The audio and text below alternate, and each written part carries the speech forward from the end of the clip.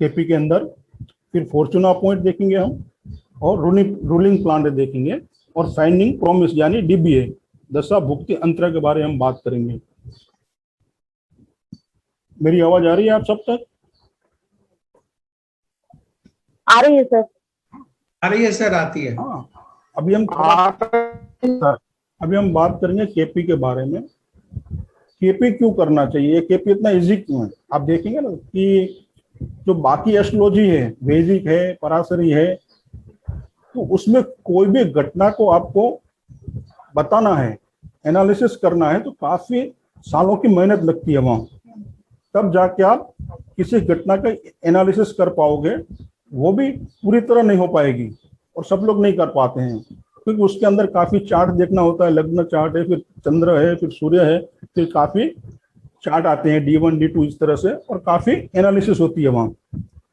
मगर केपी में क्या है, कुछ स्टेप से आप ये जान पाओगे कि ये घटना मेरे जीवन में, या आपके पास जो चार्ट लेके आया है उसके जीवन में घटेगी या नहीं घटेगी, तो कब घटेगी, कब होगी।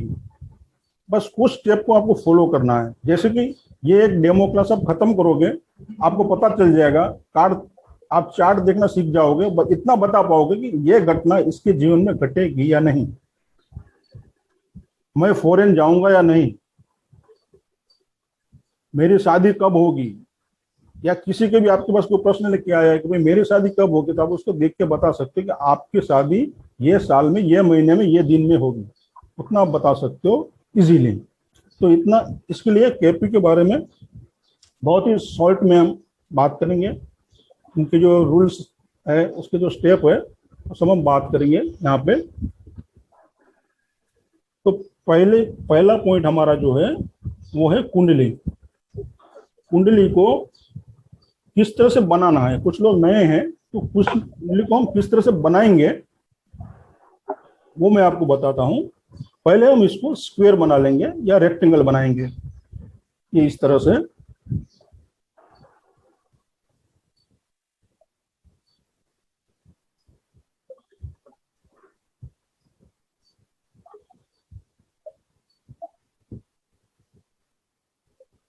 हम कुंडली को स्क्वायर या रेक्टेंगल बनाएंगे इस तरह से, या आप स्क्वायर भी बना सकते हो या रेक्टेंगल भी बना सकते हो। इस तरह से ड्रॉ करके, ये देखिए इस तरह से, ये हमने यहाँ ये स्क्वायर बना लिया। फिर चारों कोनों को उसे जोड़ देना है, ये इस तरह से, ये लाइन को हमने जोड़ दिया, और यहाँ से हमने इसे जोड़ दिया, और ये लाइन है उसके सेंटर को ये वाले सेंटर से हमें मिलाना है, इधर वाली लाइन के सेंटर को मिलाना है, और फिर नीचे वाली लाइन के सेंटर को हमें मिलाना है। फिर यहाँ से बाजू वाली जो लाइन है उसके सेंटर पे मिलाना है, और फिर ऊपर वाले पे। तो इस तरह से ये कुंडली बन गई, और हमें ये 12 भाव यानी 12 खाने मिल गए। ये जो 12 जो है, ये 12 खाने हमें इस तरह से मिल गए। 1 2 3 4 5 6 7 8 9 10 11 और 12, ये 12 खाने हमें मिल गए। ये मैंने अभी नंबर लिखे हैं ना, वो सिर्फ खाने समझने के लिए है आपको। ये 12 खाने हमें मिल गए, इसे भाव भी कहते हैं, केपी में हम इसे कस भी कहेंगे, उसे हाउसेस भी कहा जाता है, घर भी कहा जाता है। और ये हमेशा फिक्स होते हैं, चाहे आप वैदिक कीजिए, केपी कीजिए, पराशरी कीजिए, जेमिनी कीजिए, उसमें ये जो भाव है, फर्स्ट भाव, सेकंड भाव, तीसरा भाव, या आप उसे हाउसेस भी कहते हैं, first house, second house, third house, ये हमेशा फिक्स रहते हैं, ये बदलते नहीं हैं। और ये हमेशा एंटी क्लॉकवाइज ऐसा गिना जाता है, ये एक यहाँ है तो 2 यहाँ आएगा, 3 यहाँ आएगा, ये एंटी क्लॉकवाइज इसको देखा जाएगा। और इसे डायमंड कुंडली भी कहते हैं, क्योंकि इसका शेप जो है ये डायमंड शेप है, तो इसे डायमंड कुंडली भी कहते हैं। और नॉर्थ इंडिया में यही कुंडली प्रचलित है, बराबर है। तो ये हो गए 12 भाव।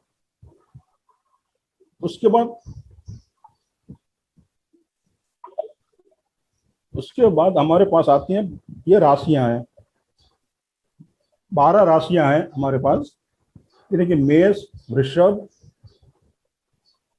3 मिथुन, 4 कर्क, 5 सिंह, 6 कन्या, 7 तुला, 8वीं राशि वृश्चिक, 9वीं राशि धनु, 10वीं राशि मकर, 11वीं राशि कुंभ, 12वीं राशि मीन। इस तरह से हमारे पास ये 12 राशियां हैं और इसको इसी क्रम में आपको याद करनी है। 1 नंबर पे मेष है तो मेष ही आएगी, 2 नंबर पे वृषभ है, 3 नंबर पे मिथुन है। तो ये हमारे पास चार्ट है, राशि चार्ट, जिसे हम लग्न चार्ट भी कहते हैं। तो चार्ट के अंदर ये जो नंबर जो होते हैं वो राशियों के नंबर होते हैं। राशियों के नाम कभी लिखे नहीं जाते हैं कुंडली में, चाहे कोई भी ब्रांचेस हो ज्योतिष की, उसमें कुंडली जो होगी उसमें आपने देखा होगा कि ये जो नंबर दिए हुए हैं वो राशियों के नंबर होते हैं और उसे एंटी क्लॉकवाइज ही देखा जाता है। मान लो कि यहाँ 1 नंबर लिखा है तो हम क्या समझेंगे, 1 नंबर बंद करें, मेष राशि। तो बंद करें। तो हमें यहाँ मेष राशि इसे समझना है। और फर्स्ट हाउस को, पहले हाउस को हम लग्न भी कहते हैं, एसेंडेंट भी कहते हैं। तो यहाँ पहली राशि है तो हम क्या बोलेंगे इसे, यहाँ मेष राशि है तो 1 के बाद फिर 2 इधर आएगी, वृषभ इधर, तीसरी मिथुन, चौथी कर्क, इस तरह से आएगी। अभी मान लो यहाँ 3 है यानी कि तीसरी राशि है मिथुन राशि है तो यहाँ क्या आएगा, 4 नंबर कर्क राशि। यहाँ 5,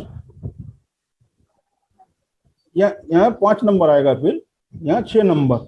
इस तरह से ये राशियां आती आएगी, एक भाव में एक राशि आएगी। मान लो यहाँ 3 नंबर है तो हम कहेंगे ये जो कुंडली है वो मिथुन लग्न की कुंडली है।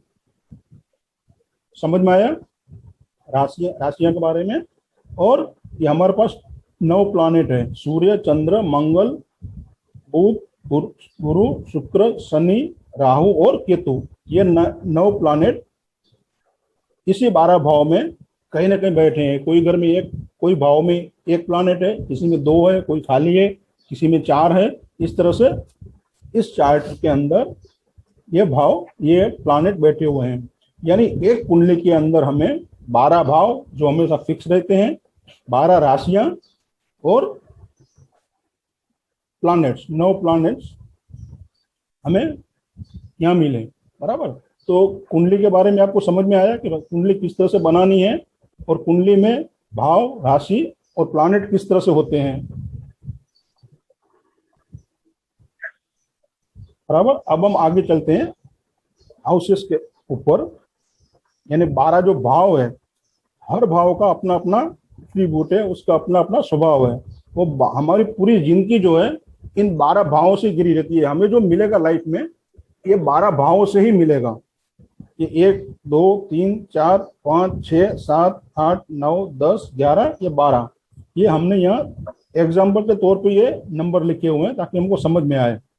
ये 12वां भाव है, 12वां घर है। तो पहले भाव से हमें क्या मिलेगा या तो हम क्या देख सकते हैं। तो पहले भाव से हम अपने बारे में, खुद के बारे में, अपनी फिजिक्स बॉडी के बारे में हम देख सकते हैं, हेल्थ के बारे में हम जान सकते हैं।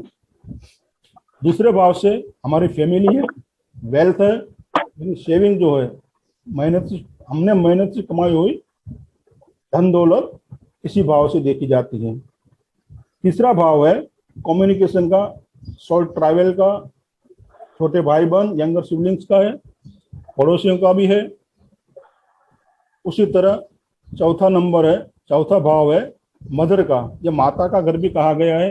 Primary education, property, vehicle. यदि हमें कोई प्रश्न पूछना है और जानना है इसके बारे में तो चौथा भाव हम देखेंगे, प्रॉपर्टी, व्हीकल, एजुकेशन के बारे में जानना है तो।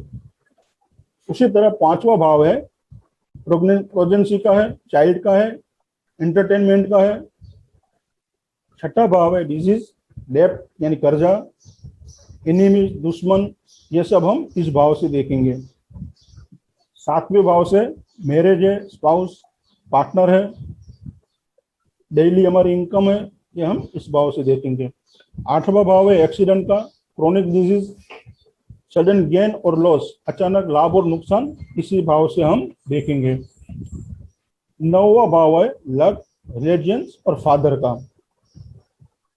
हमारा फादर से लगाव कैसा होगा, बंदा धार्मिक है नहीं है, ये इस बात से पता चलेगा। और हायर एजुकेशन भी इसी भाव से देखा जाता है। भाव नंबर 10 प्रोफेशन, स्टेटस, मान सम्मान, इसी भाव से हम देखते हैं। 11 नंबर है गेन का, प्राप्ति का और हमारी डिजायर का है।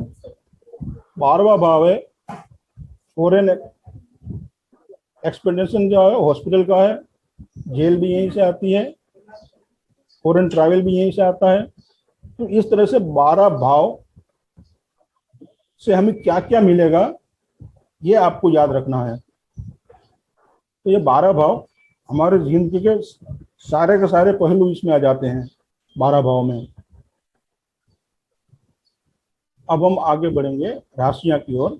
हमारे पास जो 12 राशियां हैं ये देखिए, एरीज यानी मेष राशि, दूसरी नंबर की राशि है वृषभ टोरस, जेमिनी मिथुन, चौथे नंबर की राशि है कैंसर यानी कर्क, लियो यानी सिंह, छठी राशि है वर्गो यानी कन्या, सातवीं राशि है लिब्रा तुला, आठवीं राशि है स्कॉर्पियो यानी वृश्चिक, नौवीं राशि है सेजिटेरियस यानी धनु, 10वीं राशि है कैप्रिकॉन यानी मकर, 11वीं राशि है एक्वेरियस यानी कुंभ, 12वीं राशि है पाइसेस यानी मीन। ये हमारे पास 12 राशियां हैं, इसको इसी सीक्वेंस में आपको याद करनी है। नंबर 1, 2, 3 इसी तरह से हमें इसे याद करना है। और प्लानेट जो है, हमें ये प्लानेट है, हमारे पास 9 प्लानेट है। 1 केतु, 2 विनस यानी शुक्र, 3 सूर्य, 4 मून यानी चंद्र, 5 मार्स यानी मंगल, 6 राहु, 7 जुपिटर यानी गुरु, 8 सैटर्न यानी शनि, 9 मर्क्यूरी यानी बुध। ये जो प्लानेट है विषुवंतरी दशा में इसी क्रम में आएंगी, इसी क्रम में दशाएं होती हैं, इसलिए आपको इसी क्रम में इसको याद करना है। हम इसे याद कैसे करेंगे? मान लो ये केतु है, ये शुक्र है और शनि है यानी सूर्य है, तो उसे हम रवि भी कहते हैं, यानी के सूर्य, केतु शुक्र रवि, के सूर्य चंद्र है, मंगल है और राहु है, तो चमरा, चंद्र मंगल राहु चमरा। फिर जुपिटर यानी गुरु, शनि तो भू स बु, बुध बुध है। तो इस तरह से आप याद करोगे ना तो थोड़ा इजी रहेगा। के सूर्य चमरा भू स बु, ये सीक्वेंस आप याद कर लीजिए, तो ये प्लैनेट आपको अच्छी तरह से याद हो जाएंगे। तो ये बेसिक नॉलेज था कुंडली का, भावों का, राशि का और प्लैनेट का, क्योंकि ये नॉलेज होना बहुत जरूरी है। इसके बाद ही हम आगे बढ़ पाएंगे। इसके बाद हम आगे चलते हैं। हमारे पास जो नक्षत्र है 27 नक्षत्र है, उसका मैंने यहाँ लिस्ट आपको दिया हुआ है। ये नक्षत्र के नंबर है, ये नक्षत्र का नाम है। पहले नंबर का नक्षत्र है, ये भी इसी लाइन में इसी क्रम में आएंगे। 1 नंबर पे अश्विनी, 2 नंबर पे भरणी, 3 नंबर पे कृतिका, 4 नंबर पे रोहिणी, 5 पे मृगशिरा, 6 नंबर का आद्रा, 7 नंबर पे पुनर्वसु, 8 पे पुष्य, 9वां नक्षत्र है अश्लेषा, 10वां नक्षत्र है मगा, 11वां नक्षत्र है पूर्व फाल्गुनी, 12वां उत्तर फाल्गुनी, 13वां है हत्स, 14 है चित्रा, 15 है स्वाति, 16 है विशाखा, 17 है अनुराधा, 18 है ज्येष्ठा, 19वां है मूल, 20वां है पूर्व साढ़ा, 21वां है उत्तर साढ़ा, 22वां है श्रवण, 23वां है धनिष्ठा, 24वां है सतविशा, 25वां है पूर्व भाद्रपद, 26वां है उत्तर भाद्रपद और 27वां है रेवती। ये 27 नक्षत्र हो गए। और उनके जो देवता है, उनके जो नक्षत्र लॉर्ड है वो है, देखिए अश्विनी, मगा और मूल का जो नक्षत्र लॉर्ड है उसका स्वामी है वो केतु है। उसी तरह भरणी, पूर्व फाल्गुनी और पूर्व साढ़ा का शुक्र है। कृतिका उत्तर फाल्गुनी उत्तराषाढ़ा का सूर्य है। रोहिणी हत्स और श्रवण का लॉर्ड जो है स्वामी है वो चंद्र है। मृगशिरा चित्रा और धनिष्ठा का स्वामी है मंगल। आद्रा स्वाति शतभिषा का स्वामी है राहु। पुनर्वसु विशाखा और पूर्व भाद्रपद का स्वामी है गुरु। पुष्य अनुराधा उत्तर भाद्रपद उसका स्वामी है शनि। और अश्लेषा ज्येष्ठा और रेवती नक्षत्र का स्वामी है बुध। इस तरह से 27 नक्षत्र है और उनके ये स्वामी हैं। तो अब तक हमने कुंडली 12 भाव 12 राशियां प्लैनेट्स और नक्षत्र देखे जो बेसिक है। अब हम आगे बढ़ते हैं राशि। अब हमने राशि को उसके स्वभाव के अनुसार 3 भागों में डिवाइड किया हुआ है, जिसे कहते हैं चर राशि यानी मूवेबल राशि, स्थिर राशि यानी फिक्स राशि और द्विस्वभाव ड्यूल राशि। तो ये 3 स्वभाव है राशियों के। चर में यानी मूवेबल में मेष, कर्क, तुला और मकर राशि आती हैं। स्थिर राशि में वृषभ, सिंह, वृश्चिक और कुंभ आती हैं। द्विस्वभाव में मिथुन, कन्या, धनु और मीन आती हैं। तो ये उनके स्वभाव के अनुसार हमने उन्हें 3 भाग में डिवाइड किए हुए हैं। अभी राशि स्वभाव के अनुसार 3 भाव है, 3 प्रकार है उनके, और उनके अपने तत्व है। तत्व के अनुसार हमने उन्हें 4 भाग में डिवाइड किए हुए हैं। तो 4 तत्व कौन से राशि के? एक तो अग्नि तत्व यानी फायरी, पृथ्वी तत्व अर्थी, वायु तत्व एरी, जल तत्व यानी वाटरी साइन। तो ये 4 एलिमेंट्स है उसके। अग्नि तत्व में कौन सी राशि आती है? मेष, सिंह और धनु। पृथ्वी तत्व में वृषभ, कन्या और मकर। वायु तत्व में मिथुन, तुला और कुंभ। जल तत्व में कर्क राशि, वृश्चिक राशि और मीन राशि। ये राशियां अपने तत्व के हिसाब से हमें रिजल्ट देती हैं। तो इसे समझना बहुत जरूरी है। राशि का स्वभाव के हिसाब से हमें उसका फल भी मिलता है। अब हम आगे देखते हैं। और राशि को हमने दो भाग में डिवाइड किया है। एक बेरन साइन यानी बंजर राशि होती है एक, जिससे कोई फायदा नहीं होता है, और दूसरी है फ्रूटफुल राशि जिससे हमें फायदा होता है। तो बेरन राशि यानी बंजर ऐसी भूमि है, ऐसी राशि है जिससे कितने भी अच्छा बीज आप डाल दो उससे आपको कोई रिजल्ट नहीं मिलने वाला है। तो बेरन साइन कौन सी है? एरीज, जेमिनी, लियो और वर्गो। उसमें भी सबसे हाईली बेरन साइन कौन सी है? जेमिनी और लियो। और फ्रूटफुल में साइन कौन सी है? Cancer, Scorpio and Pisces. यानी 4, 8, 12 उसके नंबर है। ये फ्रूटफुल राशियां हैं। तो इसका ज्यादातर उपयोग कहाँ होता है? मैरिज में और चाइल्ड बर्थ भी जब हम वो एनालिसिस करते हैं, इन राशियों का उपयोग वहां पे ज्यादा होता है। तो वो कौन सी राशि उस भाव में है वो देखी जाएगी। वो हमें फल देगी नहीं देगी वो उसी से पता चलेगा। अब यहाँ एक नोट है, जैसे कि ड्यूल साइन में कोई ग्रह है, कोई राशि है, तो ड्यूल साइन में है तो या वो फिक्स की तरफ जाएगी या वो ड्यूल कभी फिक्स में तो कभी मूवेबल में जाएगी। तो वो कैसे जाएगी ये हमें देखना है। मैं एग्जांपल आपको देता हूं। मान लो आपका लग्न लॉर्ड ड्यूल साइन में बैठा हुआ है और उसकी डिग्री है 16।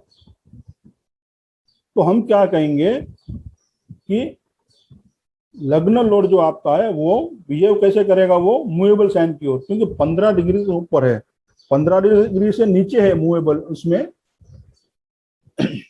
ड्यूल साइन में, तो वो फिक्स राशि की तरह बिहेव करेगी। और 15 से ऊपर है तो वो मूवेबल राशि की तरह उसका बिहेवियर होगा। मान लो ये डिग्री हमारी 16 है, तो वो आपका जो लग्न लॉर्ड है वो मूवेबल साइन की तरह बिहेव करेगा।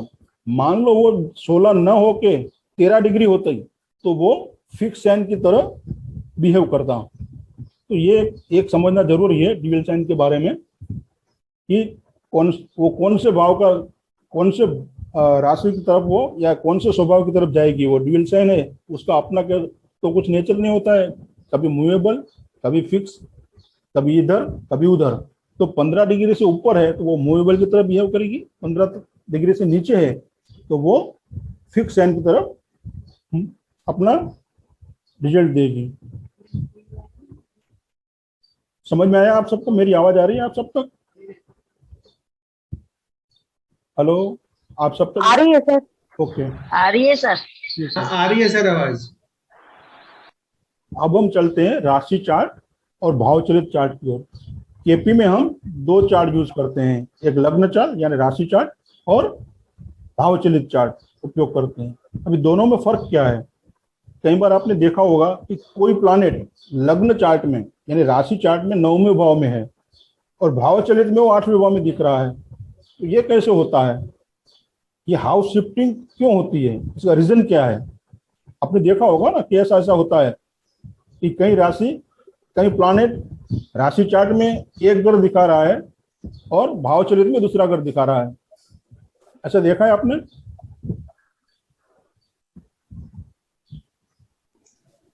आप अपने आप को देखा है सर, अपने आप को देखा है।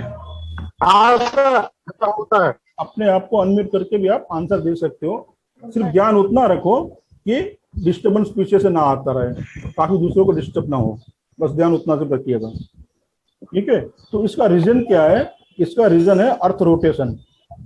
अर्थ का जो रोटेशन होता है सूर्य के चारों ओर, वो है। तो यहाँ देखिए, ये जो है ये गोलाकार रोटेशन है, ये गोलाकार है। तो गोलाकार से क्या है, ये 0 डिग्री से 360 डिग्री ये है। तो गोलाकार में यदि हम इक्वल पार्ट करते हैं इसके 12, तो 30-30 डिग्री के इक्वल पार्ट आएंगे गोलाकार में। ये सम प्रमाण होगा, एक समान का पार्ट होगा सर, हर भाव यानी हर टुकड़ा जो है वो इसका सम प्रमाण होगा गोलाकार में।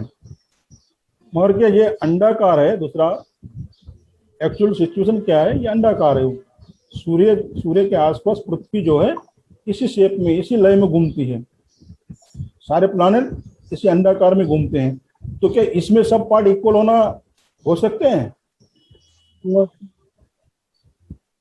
तो यदि गोलाकार को 12 भागों में हमने डिवीजन किए तो वो एक समान बनेंगे, और अंडाकार को जब हम 12 भागों में डिवीजन करेंगे तो वो एक समान नहीं बनेंगे।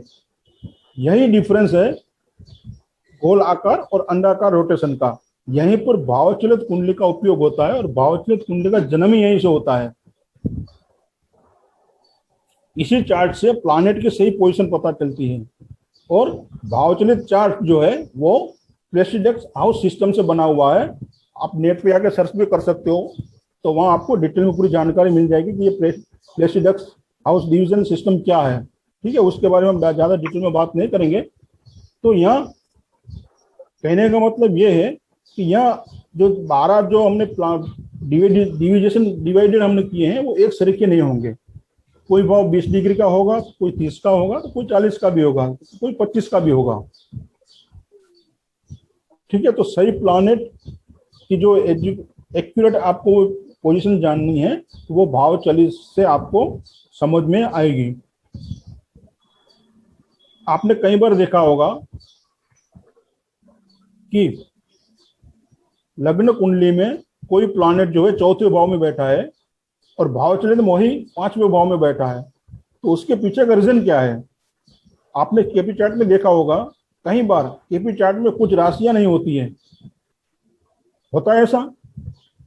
कुछ राशियां नहीं होती हैं, बराबर। तो इसका रीजन क्या है, क्या कारण है? तो इसका अभी हमने देखा कि अंडाकार में जो 12 डिवीजन हमने किए हैं वो एक समान नहीं है। कोई डिवीजन छोटा है तो कोई डिवीजन बड़ा है, कोई डिवीजन 25 डिग्री का है तो कोई डिवीजन 40 डिग्री का है। मान लो कि मैं एक एग्जांपल आपको दे रहा हूं, मान लो आपकी कुंडली में आपका 4था भाव जो है 4th हाउस, वो जहां से शुरू हो रहा है उस पॉइंट पे मान लो मेष राशि है, चौथा भाव जहां से शुरू हो रहा है वहां मेष राशि है, यानी चौथे भाव में मेष राशि है और मेष राशि की डिग्री है 23। अब बचे हुए 3 डिग्री जो है इस घर में आएंगे, यानी 4th हाउस में आएंगे। 4th हाउस जहां शुरू होता है वह मेष राशि है और मेष राशि की डिग्री है 27। तो 3 डिग्री जो बची है वो 4th हाउस में आ गई। उसके बाद की राशि कौन सी है? वृषभ राशि। तो वृषभ राशि की डिग्री कितनी है? हर राशि 30 डिग्री की होती है, तो वृषभ राशि की डिग्री होगी 30। और मान लो 4th हाउस की डिग्री है 38 डिग्री, हम ये मान के चलते हैं, क्योंकि हर एक जो अंडाकार में हर भाव एक समान नहीं होता है, कोई 25 डिग्री का हो, कोई 40 का है। हम ये मान के चलते हैं कि 4th हाउस जो है हमारा यहाँ पे 38 डिग्री का है। तो मेष राशि की 3 डिग्री उसमें आ गई, वृश्चिक की 30 डिग्री आ गई, यानी टोटल कितनी हो गई? 33 डिग्री। तो अब 4th हाउस में 5 डिग्री की जगह बच गई। तो वो जगह जो है, वो बची हुई जगह 5 डिग्री की नेक्स्ट राशि जो है मिथुन राशि, उसकी आएगी। तो अब हम 5th हाउस में मिथुन राशि, जो 5th हाउस है मिथुन राशि से शुरू होगा, क्योंकि उसकी 5 डिग्री 4th में आ गई, बाकी 25 डिग्री है वो 5th में चली गई। तो वृषभ राशि, तो आप यहाँ देखोगे कि 4th हाउस जो है वो मेष राशि से शुरू हुआ और मिथुन में खत्म हुआ, तो बीच की राशि जो है आपको दिखाई नहीं देगी। समझ में आया आपको? आपको समझ में आया या और एक बार समझाऊं? सर फिर से एक बार बताइए ना। हाँ जी, मान लो ये तो समझ में आ गया कि अंडाकार जो रोटेशन है हाँ हाँ हाँ इक्वली पार्ट नहीं होंगे वो। हाँ, कोई पार्ट 20 डिग्री का है, कोई 30 का है, कोई 40 डिग्री का है, बराबर। हम ये मान के चलते हैं कि हमारे पास एग्जाम्पल के तौर पर 4th हाउस हम लेते हैं और हमारे पास 4th हाउस की डिग्री है टोटल 38, बराबर है। यस। अभी 4th हाउस जहां से शुरू होता है वहां मेष राशि पड़ती है, उसकी डिग्री है 27। तो एक राशि की टोटल डिग्री होती है 30। ठीक है, कितना समझ में आया? 3 बज गए। यस। तो वो 27, तो अभी 3 बच गई मेष राशि की, तो 3 बज गए।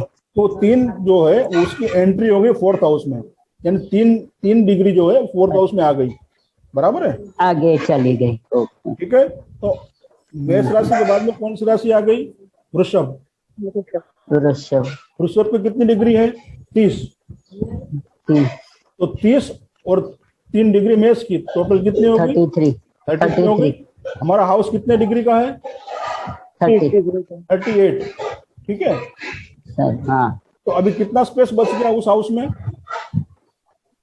5 डिग्री का। 5 डिग्री कहां से आएगी? जो अगली राशि है मिथुन, तीसरे नंबर। वृश्चिक के बाद कौन सी आएगी?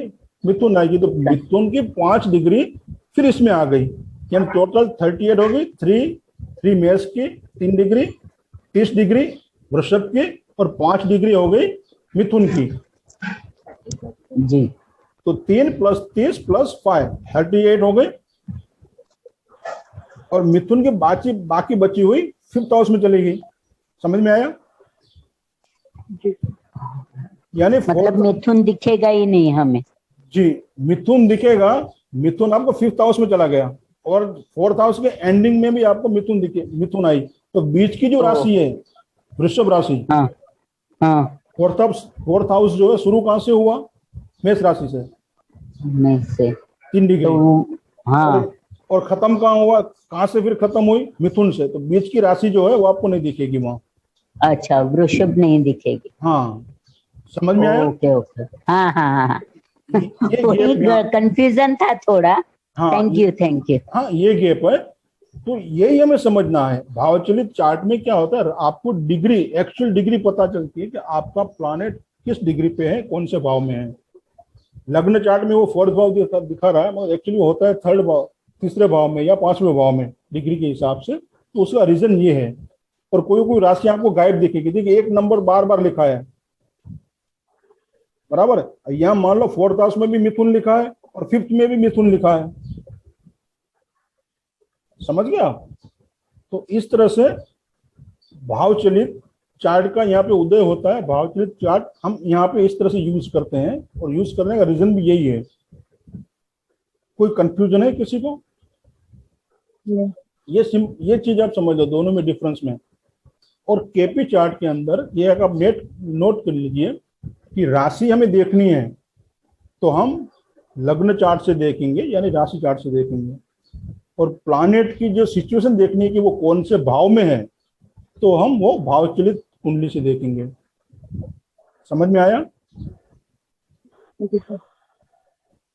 ठीक है, सबको समझ में आया? हाँ जी सर।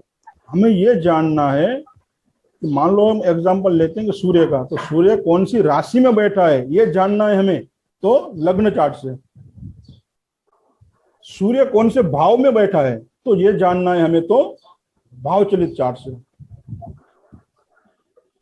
तो दोनों चार्ट का हम इस्तेमाल करेंगे, मगर ज्यादातर हम भावचलित का इस्तेमाल करेंगे। सिर्फ राशि जानने के लिए हमें लग्न चार्ट की जरूरत होती है यहाँ पे। इतना क्लियर है आपको? हाँ जी सर। अब हम आगे बढ़ते हैं हमारे अगले टॉपिक की ओर, हाउस ग्रुपिंग। हाउस ग्रुपिंग यानी एक जो सबलोड की एक थियरी है केपी के अंदर, उसी तरह हाउस ग्रुपिंग केपी सिस्टम के एक और बहुत ही महत्वपूर्ण अवधारणा है। मानव जीवन के प्रत्येक महत्वपूर्ण पहलू जो होते हैं, जो घटना घटती है, उसमें एक प्राथमिक हाउस होता है, एक प्राथमिक भाव होता है, और बाकी जो दूसरे होते हैं 1, 2 या 3 वो सहायक भाव होते हैं। इन सभी घरों को मिलाकर एक पहलू के लिए घरों में समूह के रूप में उसे माना जाता है, एक समूह बनाया जाता है। मान लो कि मैं उदाहरण देता हूं कि हमें शादी के बारे में देखना है, बराबर है, तो शादी के लिए प्राथमिक हाउस कौन सा है? 7वां भाव, बराबर है। और सहायक भाव कौन से हैं? 2 और 11। दूसरा भाव हमारा फैमिली का है, और 11वां भाव 2 में फैमिली एक करके वो देखते हैं जी, और 11 हमारी इच्छा पूर्ति है। ठीक है, ओके। तो शादी के लिए हमें कौन से भाव का ग्रुप चाहिए? प्राइमरी हो गया 7, 2 और दूसरे 11, यानी 2, 7, 11। यह हाउस ग्रुपिंग हो गया, इसको हाउस ग्रुपिंग कहते हैं। 7 नंबर जो है 7वां भाव वो प्राइमरी है, और दूसरा भाव और 11वां भाव है वो सपोर्टिंग है। तो इस तरह से ये ग्रुप हो गया, ये ग्रुपिंग हो गया। ठीक है, इसी तरह चाइल्ड बर्थ के लिए हम 5वें घर को देखेंगे, तो मेन हाउस कौन सा हो गया? Primary house. 5th house. Supporting house कौन से हो गए? 2 और 11। 2 और 11। ठीक है, तो 2, 5, 5, 11 इसको हम ग्रुपिंग कहते हैं केपी के अंदर। ठीक है, इतना समझ में आया? ठीक है, Yes. उसका मैं आपको एग्जांपल देता हूँ। ये देखिए यहाँ पे, हाँ, ये जो है ना, जैसे लॉन्जिविटी हमें देखना है, तो उसका हाउस ग्रुपिंग कौन से हैं? 1, 8 और 3। ये पॉजिटिव है। ठीक है, समझ में आया? 1, 8 और 3 लॉन्जिविटी के लिए, हमारी आयु के लिए ये हाउस ग्रुपिंग है, आयु के लिए। उसी तरह हेल्थ के लिए हम देखेंगे तो 1 और 11 प्राइमरी कौन सा है? 1, सपोर्टिंग में 11। उसी तरह डिजीज 1, 5 और 11, तो प्राइमरी हाउस कौन सा है? 5 जो हीलिंग देता है, सपोर्टिंग 1 और 11। इसी तरह एजुकेशन के लिए हम देखेंगे तो 4, 9 और 11 ये ग्रुपिंग है। तो प्राइमरी एजुकेशन है तो प्राइमरी हाउस कौन सा हो गया? 4 नंबर। हायर एजुकेशन है तो प्राइमरी हाउस कौन सा हो गया? 9 नंबर। तो 4, 9, 11 ये ग्रुपिंग है। ठीक है, उसी तरह शादी के लिए 2, 7, 11, जैसे हमने अभी बात की। चाइल्ड बर्थ के लिए 2, 5, 11।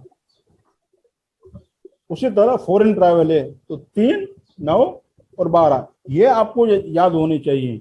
जब आप प्रिडिक्शन करोगे तो आपको ये पता होना चाहिए कि मुझे कौन सा प्राइमरी भाव देखना है पहले, और उसका सपोर्टिंग हाउस भी कौन सा है, ये हमें देखना है, तब जाके आप प्रिडिक्ट कर पाओगे। बराबर है?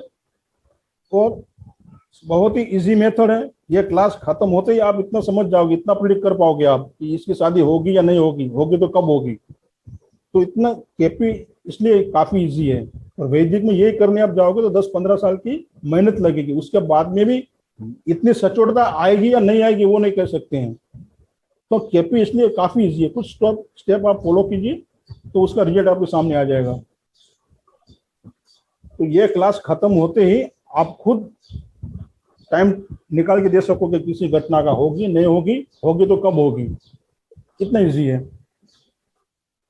तो अब हम आगे चलते हैं दशा सिस्टम पे। हमारे जो विष्णुत्रि, हम लोग केपी में विष्णुत्रि दशा का यूज करते हैं, उपयोग करते हैं। विष्णुत्रि दशा जो है 120 साल की होती है, बराबर। ये तो आपको मालूम होगा। हमारी जो दशा सिस्टम है, आयु की धारणा हमने 120 साल की हुई है। 120 साल के अनुसार हर एक प्लैनेट को अपना अपना समय दिया हुआ है। जैसे केतु है, केतु को 7 साल की दशा दी हुई है, ये महादशा की बात हो रही है। हाँ, केतु को 7 साल का पीरियड दिया हुआ है। उसी तरह विनस को, शुक्र को 20 साल, सूर्य को 6 साल, मून चंद्रमा को 10 साल, मार्स यानी मंगल को 7 साल, राहु को 18 साल, जुपिटर को यानी गुरु को 16 साल, शनि को 19 साल, मरक्यूरी बुध को 17 साल। यानी टोटल आप ये करोगे तो 120 साल का पूरा एक साइकिल हो गया। तो ये प्लैनेट जो है इसी सीक्वेंस में दशाएं आएगी। केतु विनस यानी Ketu Venus sun moon Mars Rahu Jupiter Saturn और मरक्यूरी, दशा भी इसी क्रम में आएगी। मानो कि किसी की मून की जन्म मून की दशा में हुआ है, मून की महादशा शुरू है, उसके बाद उसके लिए मार्स की आएगी, फिर राहु की आएगी, जुपिटर सैटर्न मरक्यूरी, उसके बाद फिर केतु विनस सन, उसके बाद फिर रिपीट होगी मून की। उसी तरह इसी सिस्टम में इसी क्रम में दशाएं आएगी। तो ये क्रम आपको याद रखना जरूरी है। तो अभी दशा जो है, दशा का अरसा तो काफी बड़ा हो गया। महादशा जो है उसका जो पीरियड है वो काफी लंबा है। अभी मान लो मुझे शादी के बारे में जानना है कि मेरी शादी कब होगी, या मेरे पास कोई चार्ट लेके आया है और पूछेगा मुझे साहब मेरी शादी कब होगी, देखिए वे मान के चलते हैं कि गुरु की महादशा में उसकी शादी होगी। अगर गुरु का पीरियड तो 16 साल का है, तो 16 साल में उसकी शादी कब होगी ये हम कैसे बताएंगे? किस वर्ष होगी, किस महीने होगी, किस दिन होगी? तो उसके लिए हमें महादशा को 9 भागों में विभाजित किया है। यानी जुपिटर की समझो महादशा 16 साल की है, तो 16 को हमने 9 पार्ट में, यानी हमारे पास ग्रह 9 है तो उसमें हमने डिवाइड किया है, तो उससे हमें अंतरदशा मिली। फिर हमें दिन में जाना है, ये तो महीने में मिल गया आपको। पहले साल में थी महादशा, अंतरदशा महीनों में आ गई।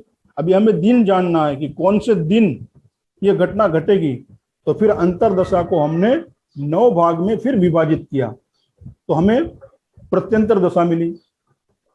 उससे भी डीप में जाना है हमें, 1 घंटे में, घंटों में जाना है, तो फिर उसके भी हमने 9 पार्ट किए, तो हमें प्रत्यंतर मिली। उसके बाद में फिर सूक्ष्म दशा, फिर प्राण दशा है। इसी तरह 9 डिवीजन किए।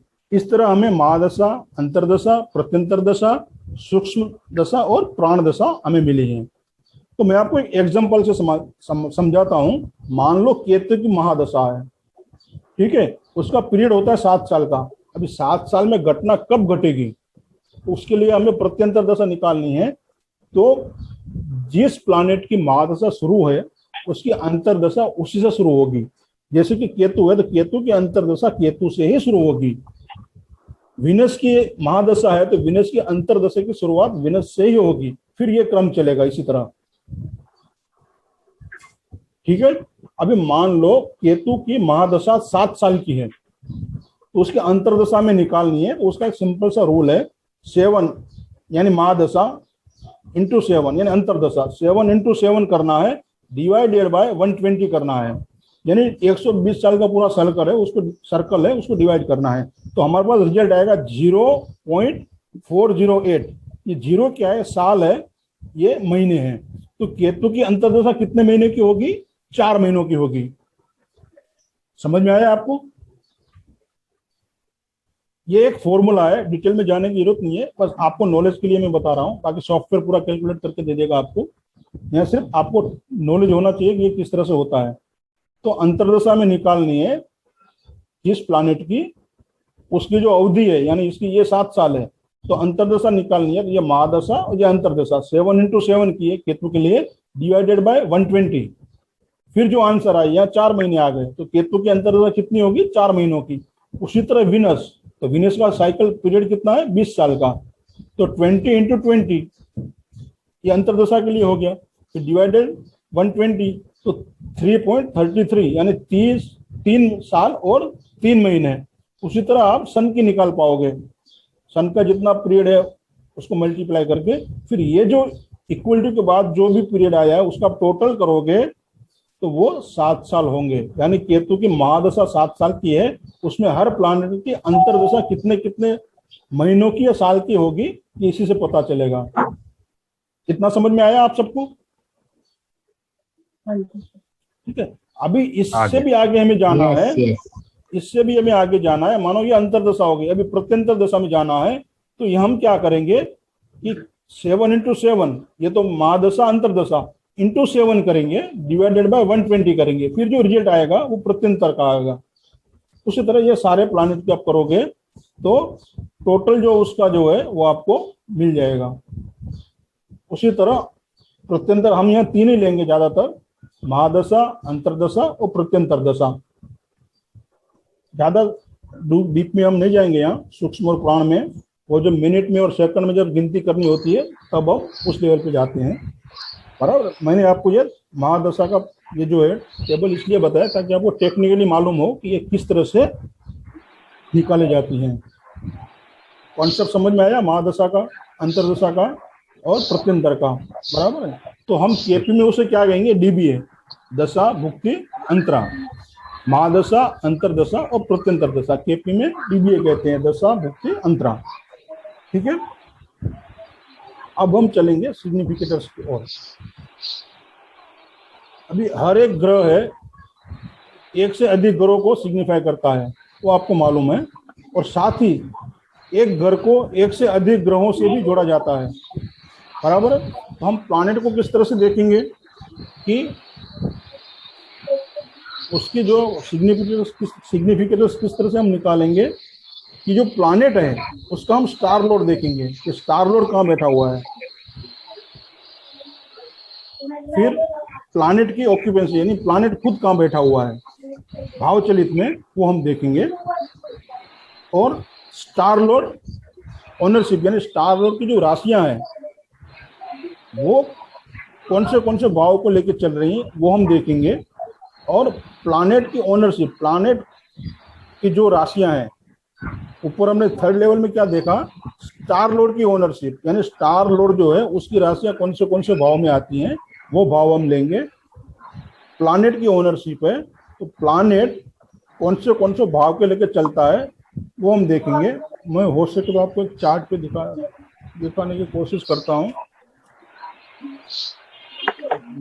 एक मिनट, मैं आपको चार्ट में दिखाने की कोशिश करता हूँ।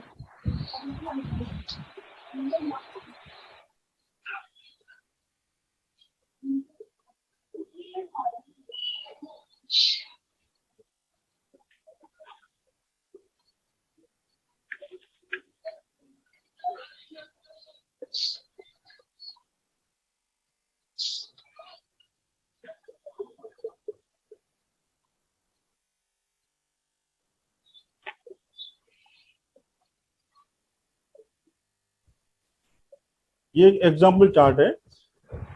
तो प्लैनेट के सिग्निफिकेटर्स किस तरह से देखते हैं ये हम बात करेंगे। मान लो कि हमको सन के बारे में जानना है, सूर्य के बारे में, कि सूर्य कौन से भाव को लेकर चलता है, सूर्य के सिग्निफिकेटर्स कौन है और किस तरह से निकालेंगे हम। तो उसमें पहला स्टेप है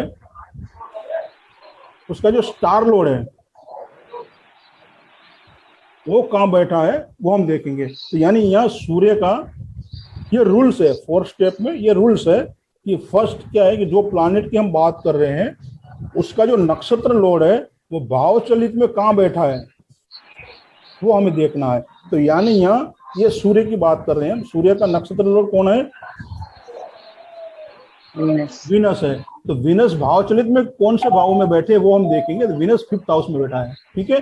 तो हम सूर्य के आगे 5 लिखेंगे, यानी देखिए यहाँ 5 लिखा है पहले, ये देखिए हाउस हाउस सिग्निफिकेटर में सॉफ्टवेयर में बताया 5 नंबर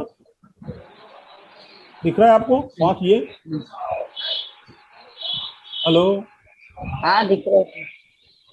आप जरा दिख रहा है सर, अपने आप को दिख रहा है सर। हाँ अनम्यूट कीजिए ताकि मुझे भी पता चले कि दिख रहा है आपको, सर, ठीक है। तो ये दिख रहा है सर। दिख रहा है ना,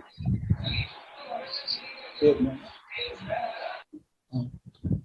तो जो वीनस है, वीनस 5वें भाव में बैठा है। तो यहाँ देखिए सॉफ्टवेयर ने दिखाया है, यहाँ दिख रहा है हाउस कौन सा है, ये 5वें भाव में बैठा है, और यहाँ हाउस सिग्निफिकेटर्स लिखे हुए हैं देखिए। तो 5वां लिखा है पहले, तो 5वां पहले इसलिए लिखा है कि सूर्य का जो नक्षत्र लॉर्ड है उसकी पोजीशन बताइए यहाँ पे।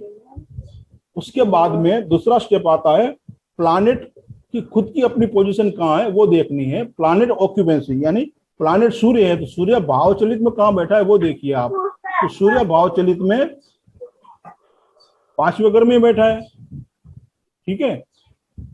तो यहाँ लिखा हुआ है 5वां भाव, ठीक है। तो ये 5 उसने रिपीट नहीं किए हुए हैं, एक बार 5 आ गया ना ये शुक्र का, तो उसमें रिपीट नहीं किया है। तो यहाँ यूं आप देखोगे तो दूसरी बार भी 5 ही आएगा। सूर्य कहाँ बैठा है 5वें भाव में।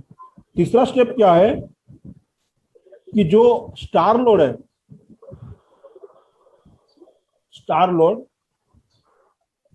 उसकी जो ओनरशिप है वहां पे होगी।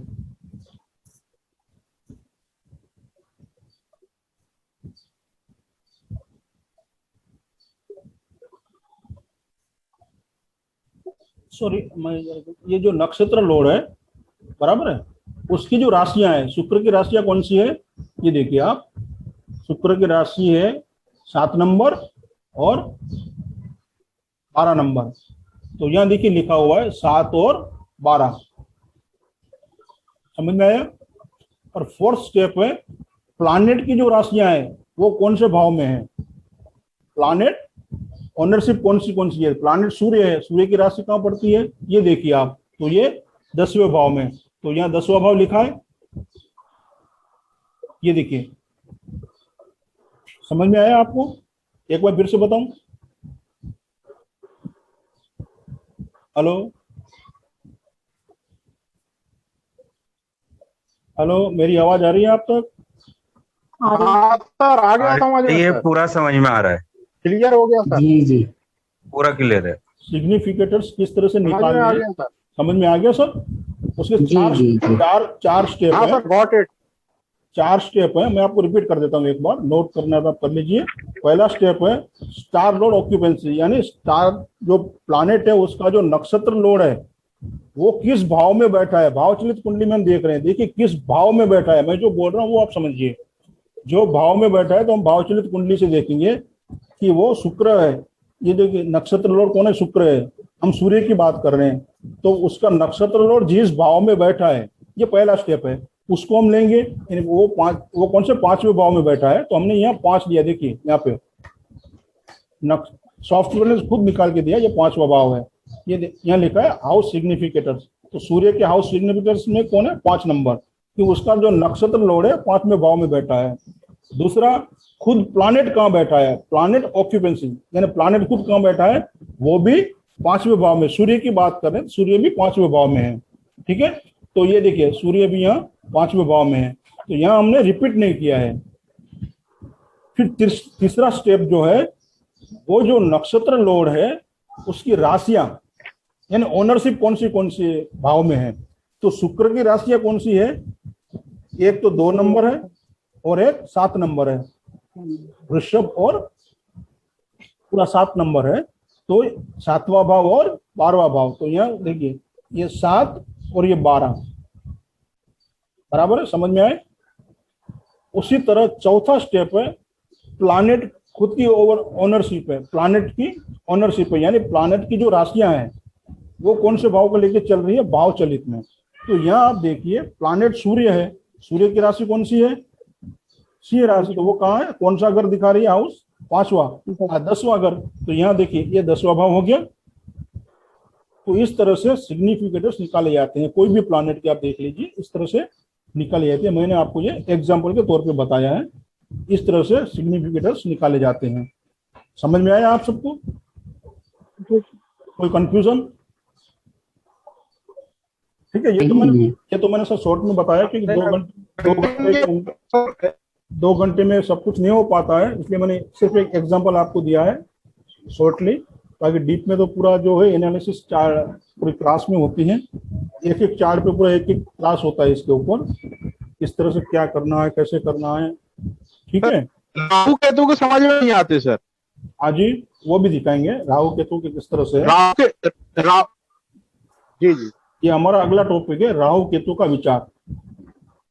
ठीक है, तो यही कंफ्यूजन है, सारी कंफ्यूजन यहीं पर होती है। राहु केतु की स्टोरी पता है आपको?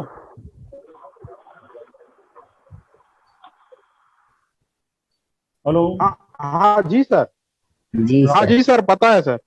बराबर है, राहु केतु को हम ग्रह मानते हैं और डरते भी इसी से ज्यादा है, राहु केतु से। ठीक है, जबकि वो ग्रह नहीं है, छाया ग्रह मानते हैं, उसे छाया ग्रह में गिने जाते हैं वो। बराबर है। तो एक्चुअली टेक्निकली क्या होता है, सूर्य के आज सराउंडिंग पृथ्वी घूमती है, अर्थ घूमता है, बराबर है, और पृथ्वी के आजू बाजू में चंद्र घूमता है, मून घूमता है। तो जब उत्तर की ओर दोनों क्रॉस होते हैं, तब जो पॉइंट बनता है वो राहु है, वो छाएगा, वो क्रॉस जो पॉइंट आएगा वो राहु है। और दक्षिण की ओर, दक्षिण दिशा की ओर जो क्रॉस होगी वहां, क्योंकि वो तो रोटेशन में घूमेंगे, तो वहां जो क्रॉस पॉइंट होता है वो केतु है। तो दोनों छाया ग्रह है, मगर सारे ग्रहों पे दोनों भारी है, और डर भी इसी का ही है। तो मैं यहाँ शॉर्ट में आपको बताता हूँ राहु के बारे में और केतु के बारे में किस तरह से विचार करना है। राहु और केतु फल देने के लिए सबसे पहले आगे आते हैं उनकी खुद की राशि न होने के कारण, जिस राशि में वे खुद बैठे हैं, क्योंकि खुद की तो कोई राशि नहीं है, तो जिस राशि में वो खुद बैठे हैं उस राशि का रिजल्ट वो पहले देंगे, उसका प्रतिनिधित्व वो पहले करेंगे। समझ में आया? उनकी अपनी कोई राशि नहीं है, तो जिस राशि में वो बैठे हैं उसका प्रतिनिधित्व खुद पहले करेंगे। फिर राहु के तो जिस भाव में होते हैं उस भाव के कार्यस बन जाते हैं वो, तो उसका रिजल्ट भी वो देंगे। जिस भाव में है, जिस राशि में है, जिस भाव में है, उसके अलावा भी वो नीचे दिए हुए क्रम के अनुसार वो रिजल्ट देंगे। ये देखिए ये जो है राहु केतु, इस पर जिन ग्रहों की दृष्टि है तो उनके फल भी वो सबसे पहले देने लगेंगे। सर ये दृष्टि कैसे देखेंगे फिर? राहु केतु के ऊपर जो दृष्टियां आती हैं, जो ग्रह उसके ऊपर दृष्टि डालता है, वो ग्रह का रिजल्ट भी वो खुद राहु केतु देंगे। आपको एग्जांपल देता हूं, मानो कि पहले भाव में राहु बैठा है, ठीक है, और 7वें भाव में सूर्य बैठा है, तो सूर्य की दृष्टि हो गई राहु पे। ये दृष्टि आप देखोगे क्योंकि वो आपको मालूम तो सामने सामने आ रहा है। हाँ, 7वीं दृष्टि आ रही है, ओके तो सूर्य के भाव भी देगा। ओके, बराबर है। तो जिसकी उस पर दृष्टि आ रही है उसको हम मानेंगे, उसके वो रिजल्ट देगा। फिर है राहु केतु जिसके साथ में युति में है, कंजंक्शन में है, उसके रिजल्ट भी वो देगा। यदि वो कंजंक्शन नहीं है तो राहु केतु जिसके भी नक्षत्र में बैठे हैं उसके रिजल्ट वो देंगे। मान लो राहु केतु अपने ही नक्षत्र में बैठे हैं, तो राहु केतु जिन राशि के अंदर बैठे हैं ना, उस राशि के फिर फल देंगे। ये स्टेप है इस तरह से। समझ में आया आपको? जिस राशि में है, जिस भाव में है, जिसकी दृष्टि उस पर है, जिसके साथ युति में है, एक क्रम वाइज उसी के रिजल्ट वो देंगे। जिसके नक्षत्र में वो बैठे हैं, समझो अपने ही नक्षत्र में है, तो वो जिस राशि में बैठे हैं उसका रिजल्ट देंगे, और दूसरे किसी नक्षत्र में बैठे हैं तो उसका रिजल्ट देंगे वो।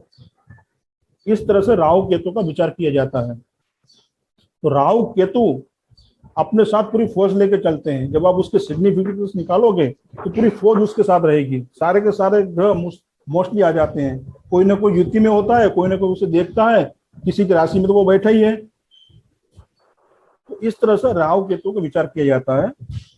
और राहु केतु के भी कार्य के बारे में बात करेंगे।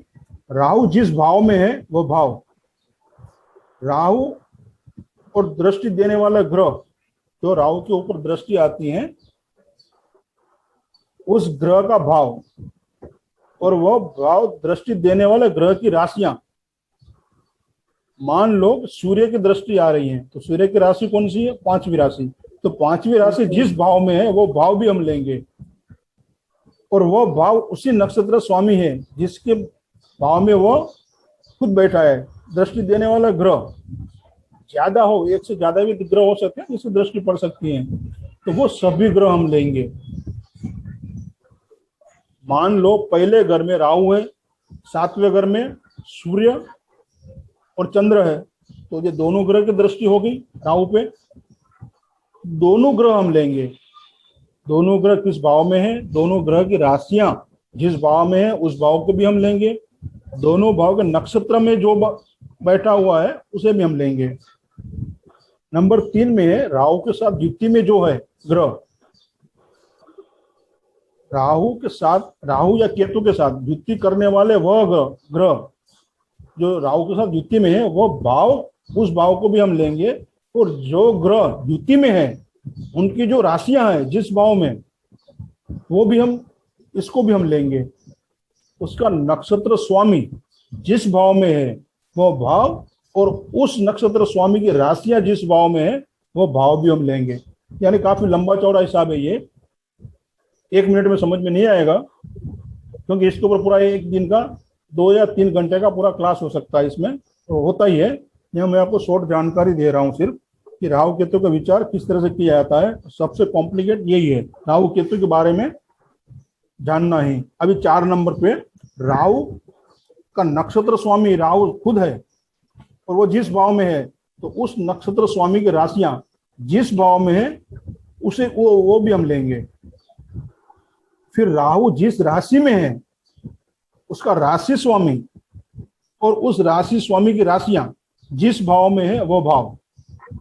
मान लो कि राहु सूर्य की राशि में है, तो सूर्य की राशि सिंह है, तो वो सिंह राशि जिस भाव में पड़ती है वो भाव भी हम कैलकुलेट करेंगे। राशि स्वामी का नक्षत्र स्वामी, अभी राशि स्वामी मान लो सूर्य है तो उसका नक्षत्र स्वामी जिस भाव में बैठा है वो भाव भी हम लेंगे। और उस नक्षत्र स्वामी की राशियां, मान लो सूर्य का नक्षत्र स्वामी शुक्र है, तो शुक्र की राशियां जिस भाव में है वो भाव भी हम कैलकुलेट करेंगे यहाँ पे, उसे भी हम लेंगे। तो थोड़ा प्रैक्टिस की बात यहाँ जरूरत है यहाँ पे राहु केतु के लिए। 1-2 बार आप पढ़ोगे समझोगे तो वो समझ में आ जाएगा। तो इस तरह से राहु केतु का विचार किया जाता है।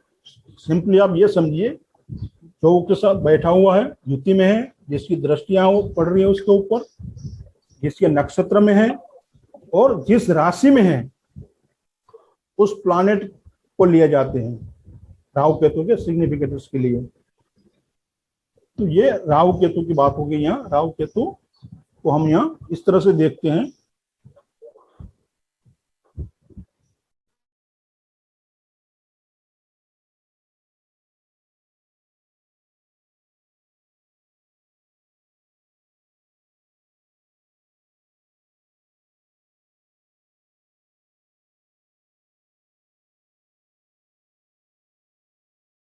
और एक मिनट, अभी हमारा जो चैप्टर है यहाँ सिग्निफिकेटर्स हमने देख लिए, राहु केतु भी देख लिया।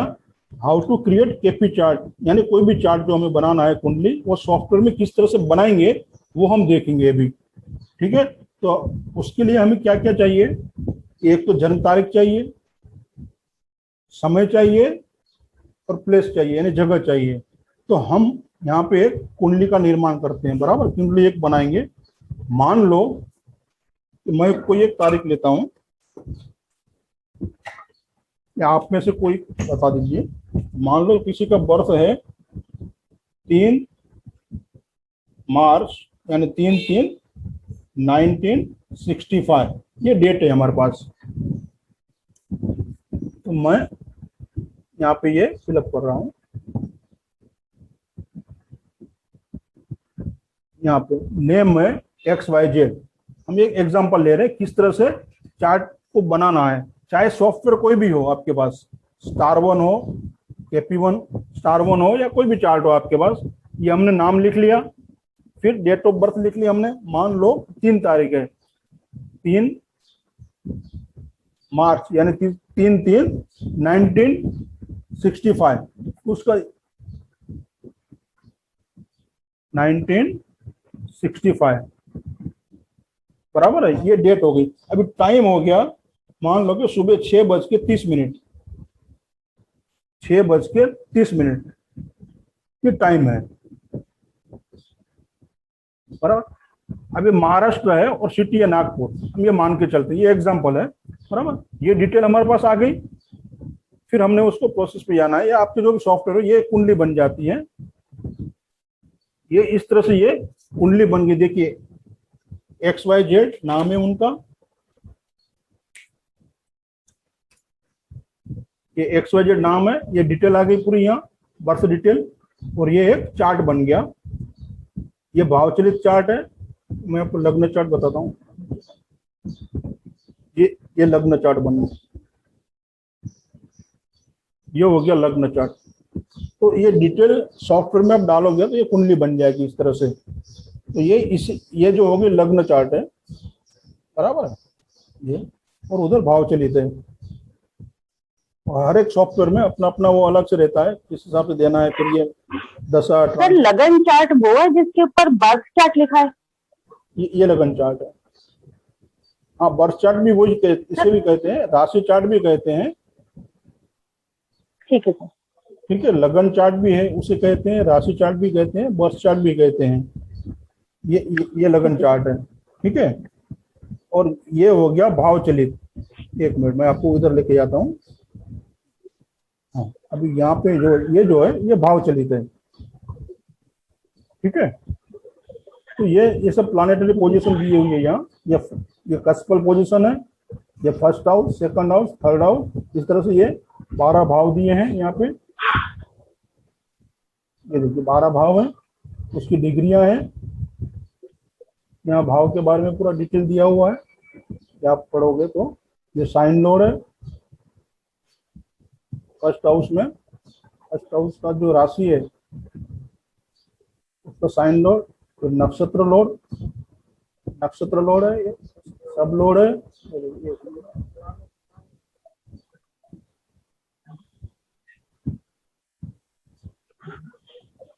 स्टार लॉर्ड, सब लॉर्ड। तो ये तो सब आपको पता ही होगा। ये प्लानिटरी पोजीशन है, सूर्य मंगल, ये प्लानिट दिए हुए हैं, कौन से साइन में है वो है, उसकी डिग्रियां हैं। ठीक है, ये नक्षत्र, ये राशि लॉर्ड, नक्षत्र लॉर्ड, सब लॉर्ड, और ये हाउस सिग्निफिकेशन जो हमने अभी देखे थे सिग्निफिकेटर से। तो इस तरह से चार्ट बनाया जाता है। ये तो जस्ट मैंने आपको एग्जाम्पल के तौर पे बताया, इस तरह से हम चार्ट बनाएंगे। और ये 3 जानकारी हमारे पास होनी चाहिए, डेट, टाइम और जगह का प्लेस। ये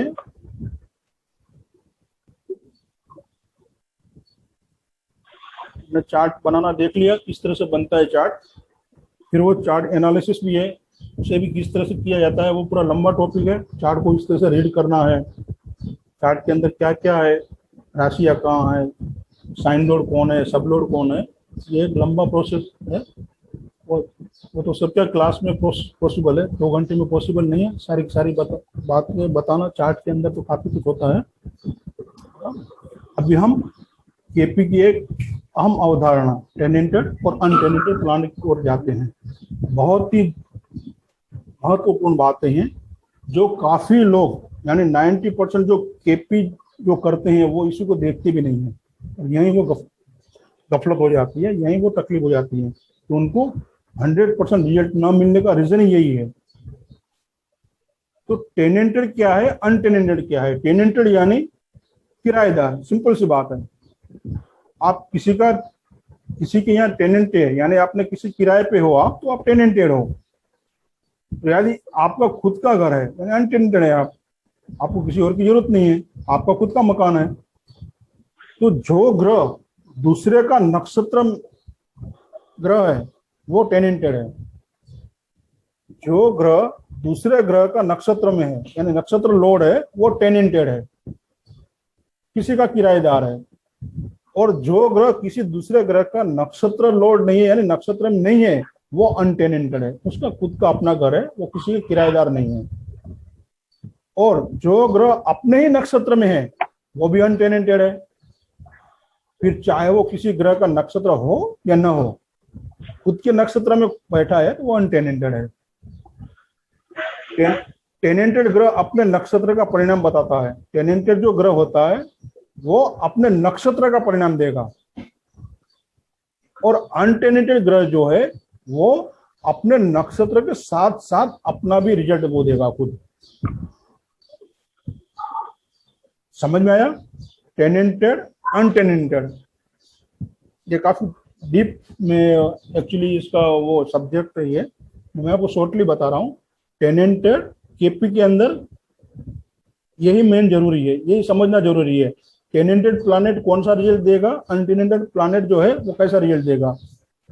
टेनेंटेड प्लैनेट है वो है जो किसी के नक्षत्र में है।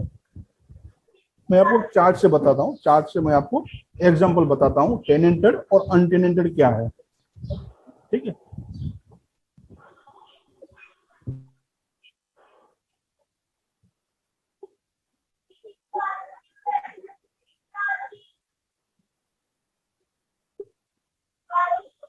मान लो ये एग्जांपल चार्ट हमने लिया हुआ है, तो हमें यहाँ देखना है कि कौन सा प्लैनेट टेनेंटेड है और कौन सा अनटेनेंटेड है। टेनेंटेड का रिजल्ट कैसे आता है, अनटेनेंटेड हमें रिजल्ट कैसे देता है, और फर्क क्या है दोनों में, ये समझना बहुत जरूरी है। मान लो ये प्लैनेट है हमारे 9 के 9 प्लैनेट है, ठीक है। अभी हम सूर्य की बात करेंगे यहाँ पे, तो हमें सूर्य के बारे में जानना है कि सूर्य हमें क्या रिजल्ट देगा, सूर्य हमें कैसे रिजल्ट देगा। तो सूर्य पहले ये हमें देखना है कि क्या सूर्य किसी का नक्षत्र में है। ये देखिए किसी का नक्षत्र लॉर्ड है, ये नक्षत्र लॉर्ड देखिए ये नक्षत्र लॉर्ड है, तो सूर्य क्या किसी का नक्षत्र लॉर्ड है, ये हमें चार्ट में देखना है। चाहे कोई भी सॉफ्टवेयर आपके पास हो, इसमें ये कॉलम रहेंगे सब में, साइन लॉर्ड, नक्षत्र लॉर्ड, सब लॉर्ड, सब लॉर्ड, इस तरह से ये लिखा हुआ रहेगा। तो हमें ये देखना है कि कोई भी प्लैनेट, हम सूर्य की बात कर रहे हैं, तो ये सूर्य क्या किसी का नक्षत्र लॉर्ड है। इस रो में देखिए किसी प्लैनेट का नक्षत्र लॉर्ड है तो नहीं है, नहीं है मीन कि सूर्य जो है वो अनटेनेंटेड है। समझ में आया? वो किसी का नक्षत्र लॉर्ड नहीं है, यानी सूर्य किसी का नक्षत्र लॉर्ड नहीं है, तो सूर्य को अपने खुद के रिजल्ट खुद को ही देना पड़ेंगे, वो खुद अपना रिजल्ट देगा सूर्य। तो यहाँ कोई सॉफ्टवेयर में इंडिकेट किया हुआ रहता है, देखिए सूर्य के सामने प्लस लिखा है, तो किसी के सामने कुछ अलग से साइन होंगी, वो अनटेनेंटेड है। तो यहाँ सूर्य जो है किसी के नक्षत्र में नहीं है, यानी सूर्य अनटेनेंटेड है। उसी तरह हम मून की बात करेंगे, ये चंद्र है, तो क्या नक्षत्र में देखेंगे कि चंद्रमा किसी का नक्षत्र में है, नक्षत्र लॉर्ड बना है, तो चंद्र भी नहीं है, यानी चंद्रमा भी अनटेनेंटेड है। इसका मतलब ये हुआ कि चंद्रमा अपना रिजल्ट खुद नक्षत्र के साथ साथ अपना खुद का रिजल्ट भी देगा। वो नक्षत्र का रिजल्ट तो देगा ही, मगर अपना खुद का रिजल्ट खुद देगा वो। अब हम बात करते हैं मर्क्यूरी की, मार्स की, सॉरी। अब मार्स देखेंगे कि मार्स किसी के नक्षत्र में है, किसी के नक्षत्र लॉर्ड बना है, तो यहाँ देखिए सूर्य में विनस, ये देखिए यहाँ पे मार्स है, सैटर्न का है, ये देखिए ये सैटर्न का है, तो ये टेनेंटेड हो गया। तो मार्स जो है अपना रिजल्ट अपने नक्षत्र द्वारा मिलेगा, उसको अपने नक्षत्र का रिजल्ट देगा, वो अपना खुद का रिजल्ट नहीं देगा, यानी ये टेनेंटेड है। तो टेनेंटेड अनटेनेंटेड किस तरह से देखते हैं, समझ में आया आपको? हाँ जी सर। ठीक है, सिंपल है। हेलो, मेरी आवाज आ रही है आपका? आ हाँ रही है समझ सर। में आ गई। बराबर है। हाँ सर, इस तरह से हम देखेंगे मार्स सर मतलब अपना रिजल्ट भी देखा। टेनेंटेड प्लैनेट है, उसको वो अपने नक्षत्र का रिजल्ट देगा, और अनटेनेंटेड प्लैनेट है वो नक्षत्र के साथ साथ अपना भी रिजल्ट देगा खुद। उसके पास डबल पावर हो गया। समझ में आया? आ गया। ठीक है। हेलो सूरज भाई, जी सर। इसमें टैलेंटेड अनटैलेंटेड इसमें इंडिकेट किया हुआ है सॉफ्टवेयर में। आप नीचे का स्क्रॉल लाइन है ना, ये करोगे ना तो देखेगा। हाँ, वो बहुत बता दिया उनको। टेनेंटेड अनटेनेंटेड प्लस की साइन है, हर एक सॉफ्टवेयर में अलग अलग होता है। वो कोई स्टार दिखाते हैं, कोई प्लस लिखता है। तो टेनेंटेड अनटेनेंटेड प्लैनेट आपको इस तरह से देखना है। सॉफ्टवेयर में नहीं भी दिया है मान लो, तो आपको देखना है कि नक्षत्र की जो रो है, कॉलम है, उसमें कहीं किसी का वो बन रहा है क्या, नक्षत्र लोड बन रहा है कि नहीं, वो सिर्फ देख लो आप। यदि नहीं है नक्षत्र लोड तो वो अनटेनेंटेड है। ठीक है, समझ में आया? किस तरह से देखना है। अभी हम चलते हैं इंडिपेंडेंट हाउस की ओर। इंडिपेंडेंट हाउस यानी सबसे पावरफुल हाउस कौन सा है आपकी कुंडली में, आपके चार्ट में, वो हम कैसे जानेंगे? बराबर है। तो उसको प्लैनेट और सबलोड के लेवल पर हम देखेंगे उसको। प्लैनेट जो है ये थ्री स्टेप थियरी में है। प्लैनेट, फिर उसका रिजल्ट देगा नक्षत्र लोड, फिर सब लोड। तो हमें प्लैनेट लेवल पे और सब लोड लेवल पे देखना है कि वो टेनेंटेड है या अनटेनेंटेड। उसके बाद देखिए कि अनटेनेंटेड प्लैनेट है, कौन सी राशि खाली है। पहले देखना है वो टेनेंटेड है या अनटेनेंटेड है। मानोगे कोई प्लैनेट अनटेनेंटेड है तो उसकी कोई राशियां तो होगी ना चार्ट में। मैं आपको चार्ट से बताता हूं। मैं आपको एक चार्ट से एग्जांपल बताता हूं। अभी जो हमने चार्ट देखा था, ये देखिए, मान लो यहाँ ये सूर्य जो है, वो सूर्य किसी का नक्षत्र लोड नहीं है, यानी वो अनटेनेंटेड है। बराबर है। अभी सूर्य की राशियां कहाँ है वो देखिए आप। सूर्य की राशि कौन सी होती है? सिंह राशि, 5। और कहाँ है वो? 10वें भाव में। समझ में आया? अभी 10वां भाव जो है वो खाली है। तो ये जो हाउस है, 10वां भाव यानी 10वां घर, वो इंडिपेंडेंट हाउस है, यानी सबसे पावरफुल हाउस इस कुंडली में यही है। और इसी के पावरफुल रिजल्ट इस बंदे को मिलेंगे। समझे आप? जो प्लैनेट अनटेनेंटेड है और उसकी राशियां, सूर्य की एक राशि है, बराबर है, तो उसकी राशि जिस भाव में है और वो खाली है, तो मान लो इसकी जगह पे शुक्र होता, शुक्र की राशियां कौन सी आती हैं? 2 और 7। बराबर है। तो यहां हम देखेंगे ये दूसरे में दूसरा भाव है। एग्जांपल, ये दूसरी राशि है, उसमें केतु बैठा है, तो ये इंडिपेंडेंट हाउस नहीं है। फिर ये 7वीं राशि खाली है, बराबर। तो ये सबसे पावरफुल हाउस हो गया यहाँ शुक्र के हिसाब से। जो जिसमें कोई प्लैनेट है वो नहीं, जो उसकी राशि खाली है वो राशि, वो जो भाव है वो इंडिपेंडेंट हाउस माना जाएगा। सबसे पावरफुल हाउस कुंडली में उसको गिना जाएगा। सर किसी के में एक से ज्यादा भी हो सकते हैं ये? हाँ, हो सकते हैं, तो उतना फायदा है उसको। यहाँ देखिए, यहाँ एक तो 10वां भाव हो गया, क्योंकि सूर्य जो है, यहाँ पे देखिए ये सूर्य है, सूर्य अनटेनेंटेड है, उसकी राशि 10 कहाँ आ गई? उसकी राशि 10वें भाव में। तो ये भाव हो गया एक, तो ये हो गया, बराबर है। जी सर। समझ में आया? तो 10वां घर इंडिपेंडेंट हो गया। फिर दूसरा है मून, तो मून भी अनटेनेंटेड है। तो अब बराबर है। अब मून की राशि कौन सी है? 4 नंबर।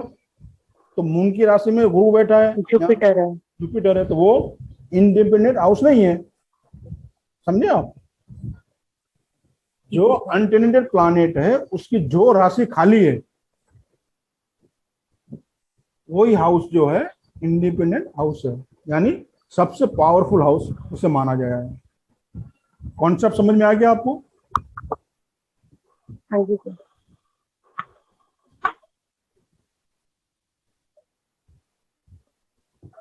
अभी हमारा अगला टॉपिक है फॉर्चूना पॉइंट का। जो फॉर्चूना यानी लक, केपी की ये भी एक अवधारणा है, यूं समझिए कि गॉड गिफ्ट है ये। फॉर्चूना पॉइंट हम किस तरह से निकालते हैं, तो यहाँ उसकी फॉर्मूला है कि आप एक चार्ट लीजिए, चार्ट के अंदर लग्न डिग्री जो है वो लिखी हुई होती है। मान लो कि लग्न की डिग्री है यहाँ 18.44 प्लस मून डिग्री है 29.11। एग्जाम्पल लेते हैं हम, तो ये दोनों का टोटल आप करोगे तो आएगी 47.55। ये दोनों का टोटल करना है पहले। समझ में आ रहा है आपको? कोई भी एक चार्ट लीजिए आप, उसमें लग्न डिग्री लिखी हुई होगी। फर्स्ट हाउस की जो डिग्री है, लग्न डिग्री, वो लिखी है। हम एग्जाम्पल लेते हैं कि यहाँ 18.44 है, बराबर है। और मून की भी डिग्री लिखी है अंदर कोई भी चार्ट में, तो दोनों को प्लस करना है आपको, लग्न डिग्री और मून डिग्री को। हम जो मान के चलते हैं कि इसमें मून की डिग्री है 29.11, तो ये दोनों का आप टोटल करोगे तो हो गया 47.55। यानी लग्न डिग्री और मून डिग्री का टोटल करना है हमें। उसमें से सन डिग्री, अभी देखिए कि उस चार्ट में सन की डिग्री कितनी है, वो तो समझ में आ रहा है आपको। सन की डिग्री कहाँ कैसे देखनी है? हाँ चार्ट में दिया हुआ रहता है सारे प्लैनेट की डिग्री, सारे भाव की डिग्री देखनी है। मैं आपको चार्ट में दिखा देता हूँ एक बार फिर से। सर ये लग्न की डिग्री, तो लग्न में जो राशि है उसकी डिग्री हो गई सर। मैं आपको बताता हूँ।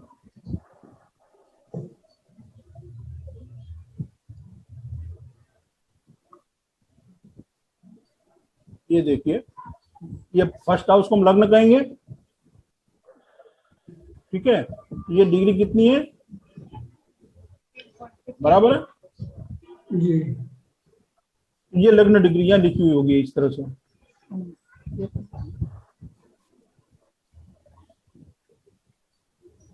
एक मिनट, मैं चार्ट जरा देता हूँ, जो प्रैक्टिकल एग्जांपल में लिया हुआ है वो चार्ट में आपको दिखाता हूँ।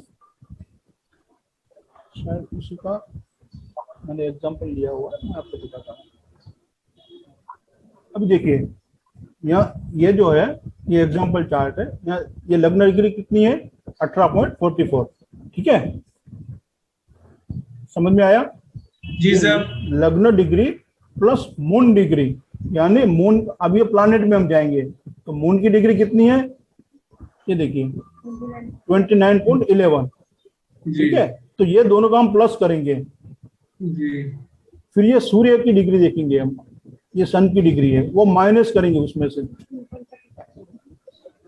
तो हम चार्ट में आपको दिखाता हूँ। दिखाई नहीं जरा। ये देखिए लग्न डिग्री कितनी है, 18.44, बराबर। आपके चार्ट में अलग हो सकती है, जो भी है वो मैं आपको एग्जांपल बता रहा हूँ। लग्न की डिग्री है वो कहाँ देखनी है वो मैंने आपको बताया। तो यहाँ आप मेरे चार्ट में, एग्जांपल चार्ट में लग्न की डिग्री है 18.44 प्लस मून की डिग्री जो है वो है 29.11। दिखाऊं आपको, एक मिनट। मून की डिग्री है वो 29.11। वो आप कैसे देखोगे, तो आपको चार्ट में देखना। ये देखिए ये मून की डिग्री है, ये 29.11 दिख रही है आपको, ये मून डिग्री, जी जी समझ आ गया। बराबर है। तो लग्न डिग्री 18 + 44 और मून डिग्री 29.11, ये दोनों का हमने टोटल किया, ठीक है। उसमें से सन की डिग्री जो है, ये सन की डिग्री कितनी है, 16.35, वो हमने उसमें से माइनस की। मैं आपको दिखाता हूं चार्ट में। ये देखिए, ये ठीक है। ये दोनों को हमने प्लस किया, लग्न degree moon degree, total degree है 47.55, ठीक है। उसमें से हमने सन डिग्री माइनस की, यानी 16.35, ये आ गया, बराबर है। या माइनस करेंगे आप तो 31.20 डिग्री आएगी, समझे आप। ये दोनों का टोटल किया, ये दोनों का टोटल 47.55, उसमें से सन डिग्री माइनस करनी है आपको। तो जो भी सन की डिग्री है वो माइनस करनी है। यहाँ हमारे पास 16.35 है, तो इसमें से हमने ये माइनस किए तो 31.22 डिग्री आई। तो ये हो गया आपका फॉर्चूना पॉइंट।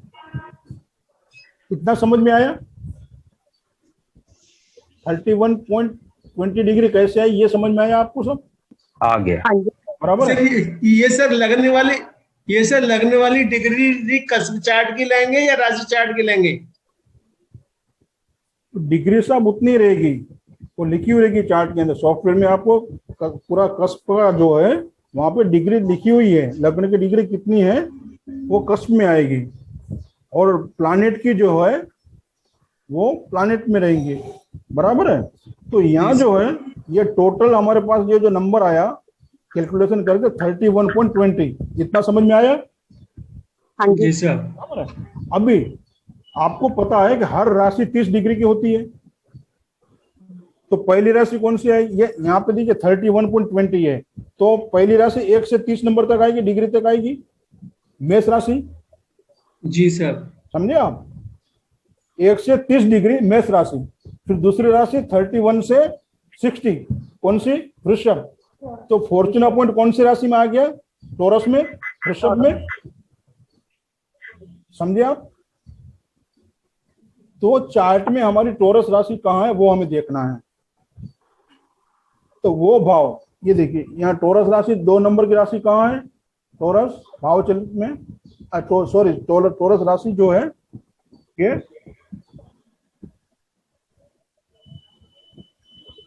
चौथे भाव में टॉरस राशि। एक मिनट है। हाँ, अभी टॉरस राशि जो है 4th हाउस में है। समझ जी में सर। आया? इतना समझ में आया? हाँ जी सर। फॉर्चूना हाँ जी पॉइंट निकाला हमने, यानी वो डिग्री आ गई। फिर वो डिग्री कौन सी राशि में आती है वो देखिए। जैसे हमारे पास यहाँ 31 डिग्री आई, तो दूसरी राशि आ गई 1 से 30 मेष, फिर 31 से 60 डिग्री वृषभ राशि है टॉरस। तो टॉरस राशि किस भाव में है हमें वो देखना है। ठीक है? तो ये जो 4th हाउस में है, तो यानी इस बंदे को 4th हाउस से लक है, लक से काफी कुछ इससे फायदा होगा। फॉर्चूना पॉइंट का नाम ही फॉर्चूना, या फॉर्चून यानी लक। तो 4th हाउस से रिलेटेड ये बंदा जो भी काम करेगा उसमें उसको फायदा ही फायदा है। चाहे वो बिल्डर का काम करे, चाहे वो प्रॉपर्टी ले, शोरूम करे गाड़ियों का, जो भी है 4th हाउस रिलेटेड जो भी काम करेगा उससे उसको फायदा होगा, उसका लक उसको साथ देगा। समझ में आया आपको फॉर्चूना पॉइंट किस तरह से निकालते हैं? ठीक है सर। अब तो सर ये इसमें चलित चार्ट में देखा जाएगा, कस्ब चार्ट में देखा जाएगा या राशि चार्ट में देखा जाएगा? चलित में आएगा सर, भाव की बात हो रही है।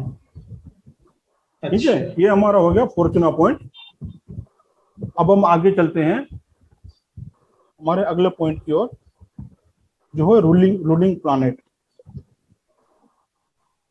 अभी रूलिंग प्लैनेट क्या होते हैं?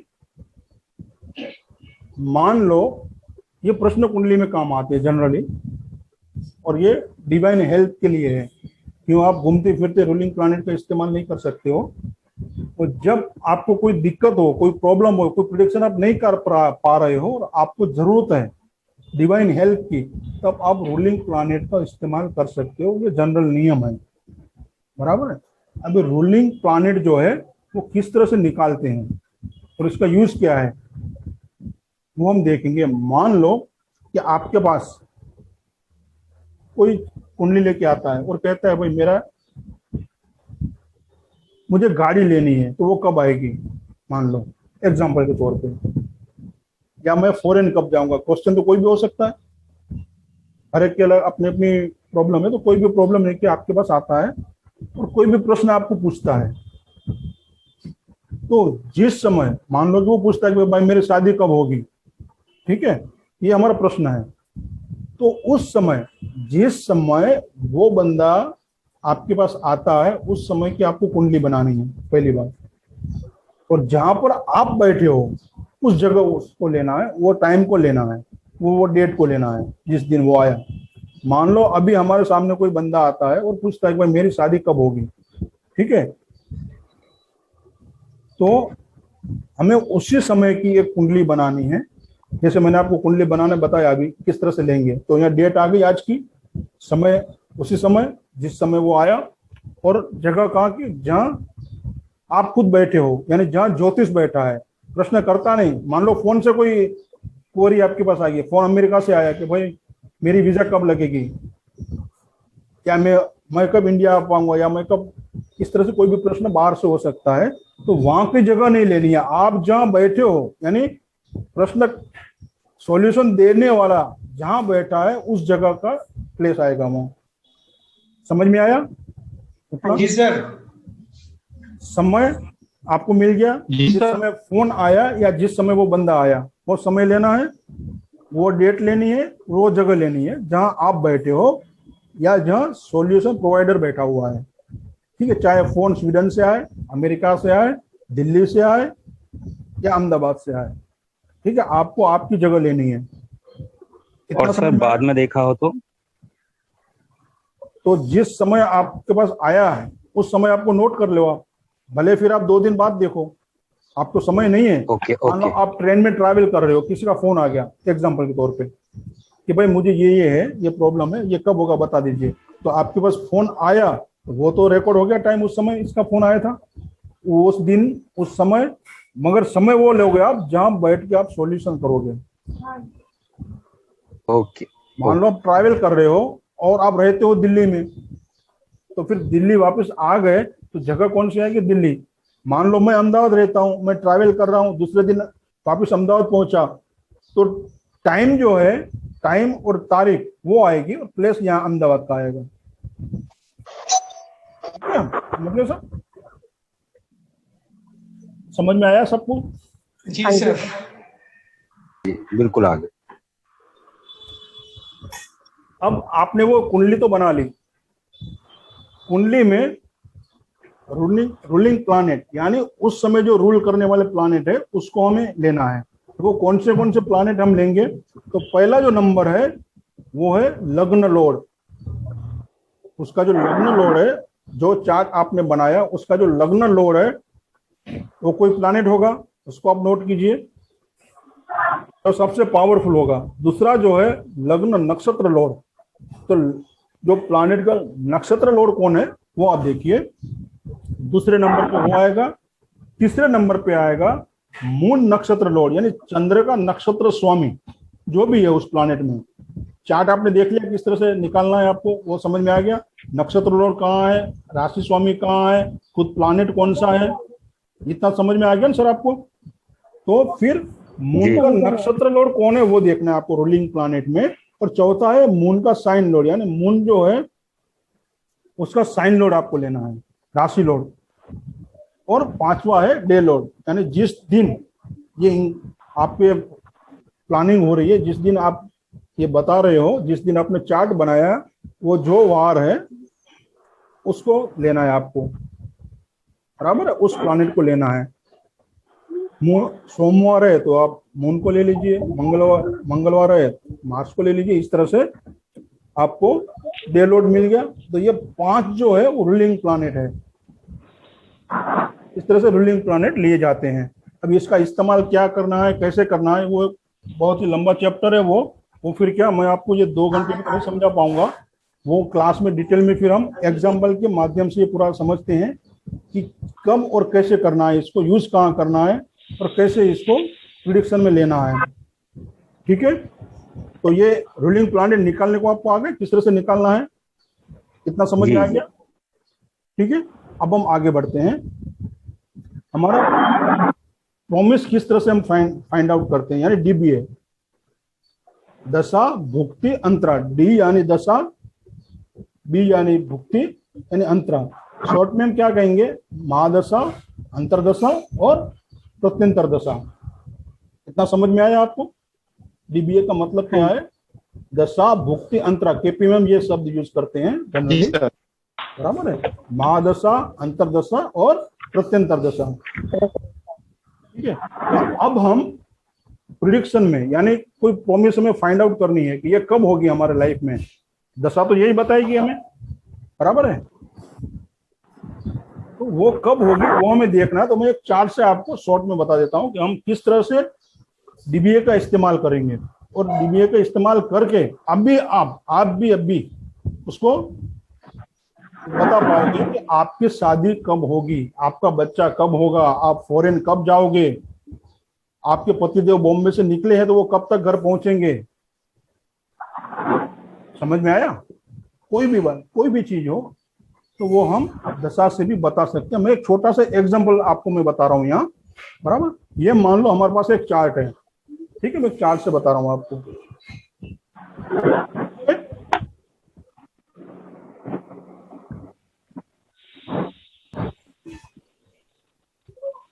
मैं एक चार्ट से आपको बताने की कोशिश कर रहा हूं, एक मिनट दीजिए मुझे जरा। ठीक है, ये एक एग्जांपल चार्ट है, ठीक है। अब हम इसमें देखेंगे, ये देखिए दशा यानी विंशोत्तरी दशा यहाँ दी हुई है इस सॉफ्टवेयर में। हर एक सॉफ्टवेयर में अलग अलग होती है। यहाँ पे ये देखिए आप, ये विंशोत्तरी दशा जो है यहाँ दी हुई है, बराबर है। इस कार्ड में ये देखिए डीबीए दिया हुआ है, डीबीए दशा भुक्ति अंतरा, महादशा, अंतरदशा, ये प्रत्यंतर दशा। फिर आगे हम अभी चर्चा नहीं करेंगे, 3 की बात करेंगे। मान लो अभी इस जातक की कौन सी दशा चल रही है, तो यहाँ उन्होंने दिया हुआ है, देखिए यहाँ मर्क्यूरी, एक मिनट चार्ट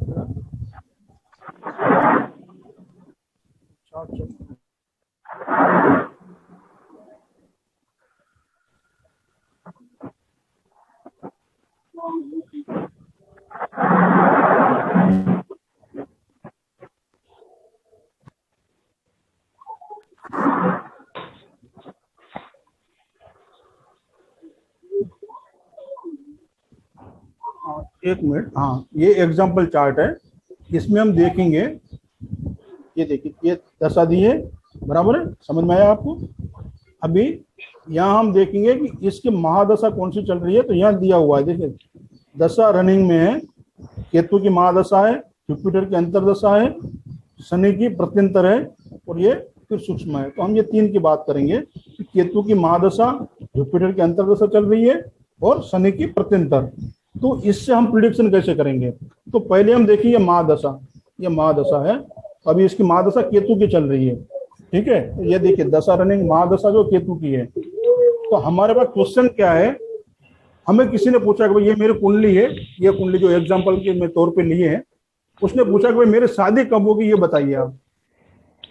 तो हमने उसके टाइमिंग के लिए दशा को देखिए, पहले तो महादशा देखनी होगी, महादशा उसे अलाउ करती है नहीं, तो शादी के लिए हमें कौन सा प्राइमरी हाउस है बताएगा? 7th house sir, 7th house, और सपोर्टिंग हाउस 2, 11, बराबर। 2 and 11। तो हमें क्या चाहिए? 2, 7, 11, ठीक है। जब 2, 7, 11 हमारे पास आएंगे तब शादी होगी। ये तो आप समझ गए, हाँ जी सर, बराबर है। अभी यहाँ केतु की महादशा है, चल रही है, ये देखिए यहाँ अभी केतु की महादशा चल रही है ये। तो हम लिखेंगे यहाँ, एक मिनट मैं आपको चार्ट में बताता हूँ थोड़ा।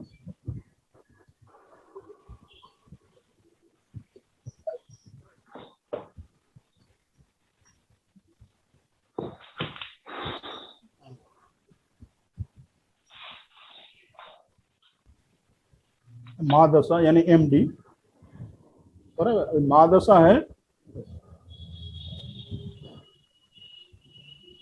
महादशा केतु की है, ठीक है।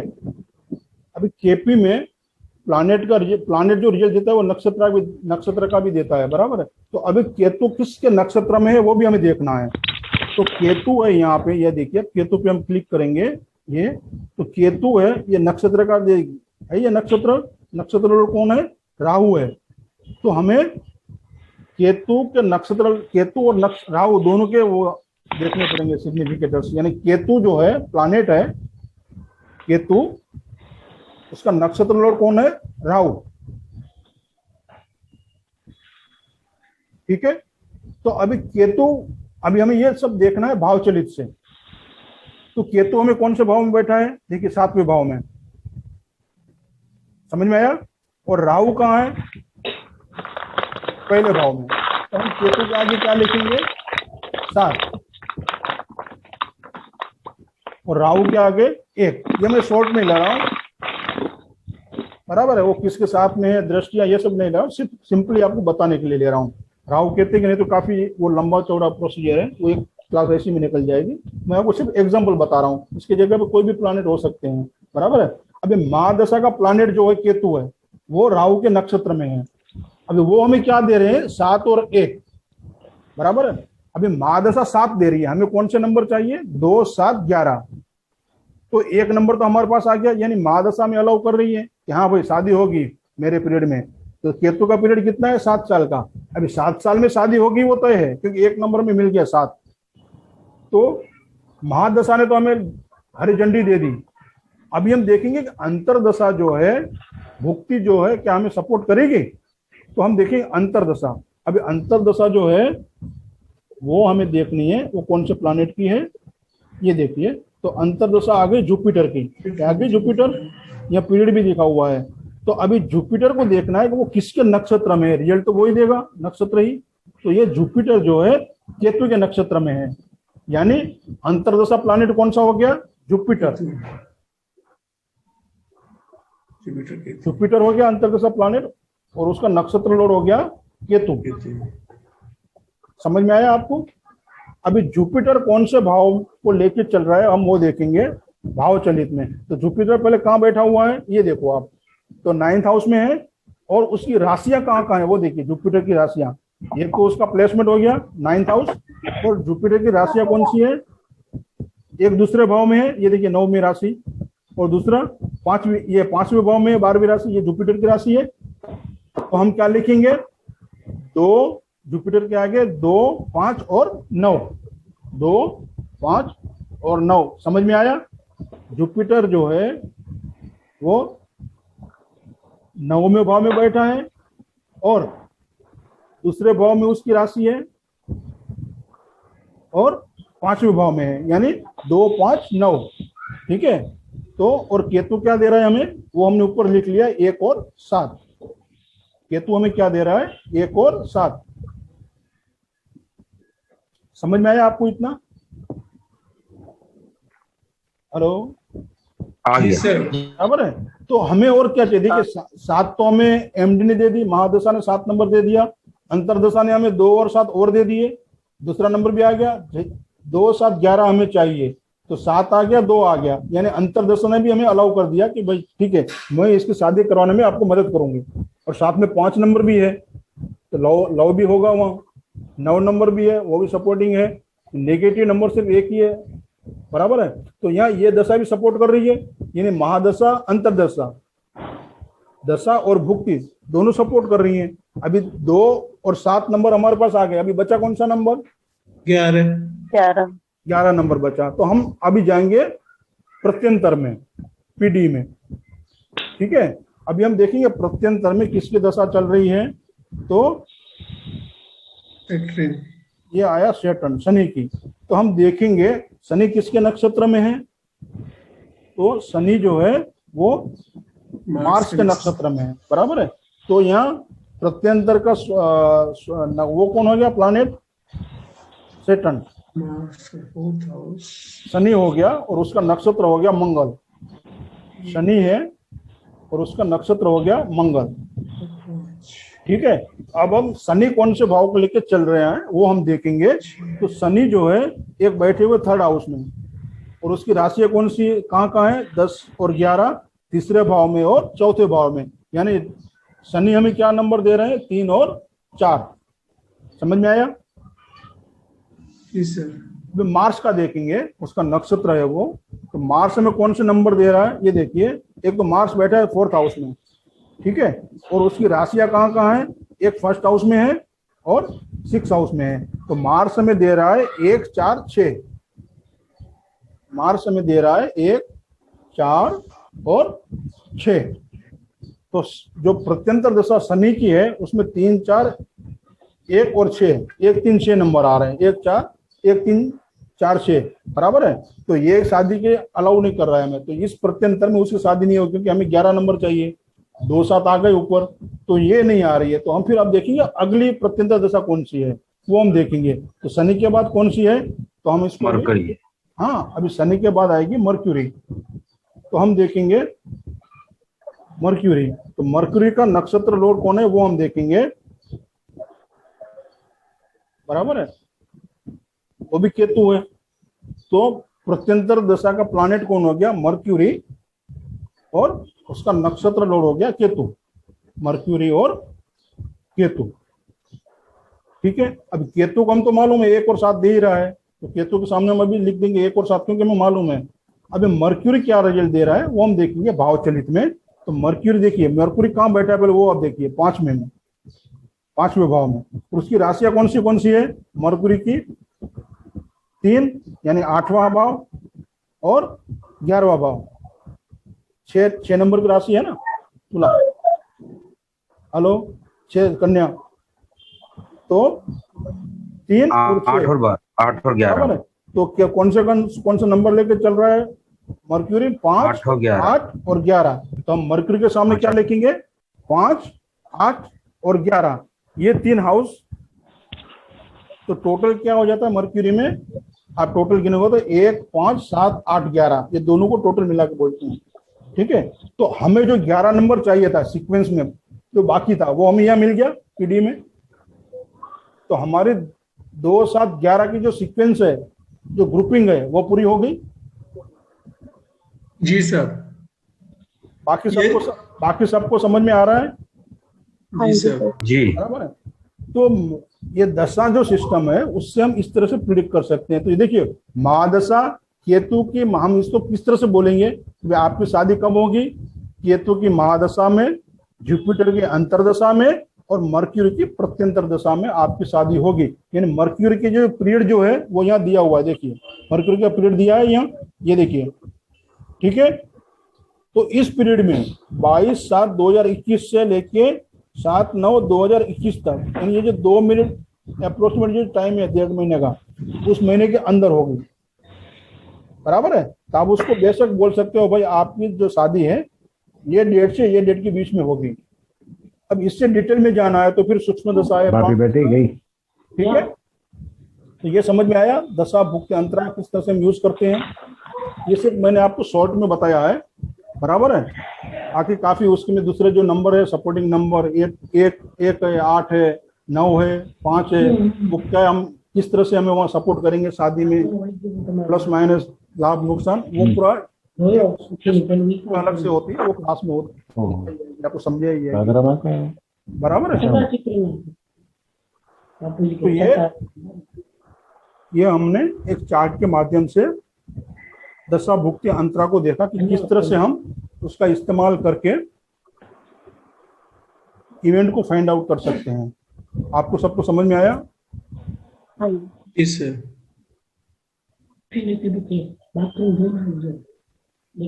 ये समझ में आया? जी सर। तो आज का जो हमारा है केपी एस्ट्रोलॉजी का जो डेमो क्लास था वो यहाँ हमने किया, हम यहाँ पूरा कर रहे हैं इसको, ये खत्म हो रहा है यहाँ, बराबर है। तो जो कुछ पॉइंट थे मैंने आपको बताए, और बाकी डिटेल तो जो है क्लास में पूरा डिटेल में हो सकता है, और यहाँ शॉर्ट में मैंने आपको बताया है।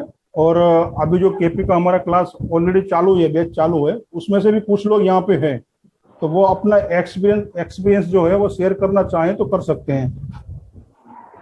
जो एक्चुअली अभी ऑलरेडी रनिंग क्लास है हमारा केपी का चालू ही है, कुछ लोग जो है यहाँ पे, तो वो कुछ अपना अनुभव शेयर करना चाहें अभी ग्रुप में तो कर सकते हैं।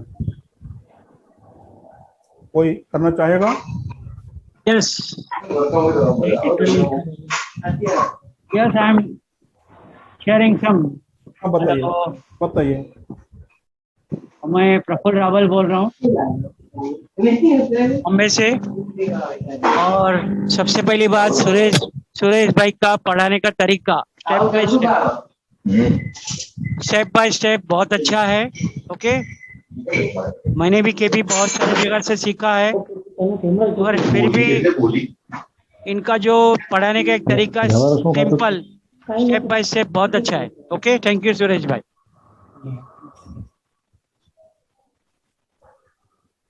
और कोई कहना चाहेगा कुछ? ठीक है, अभी हमारा जो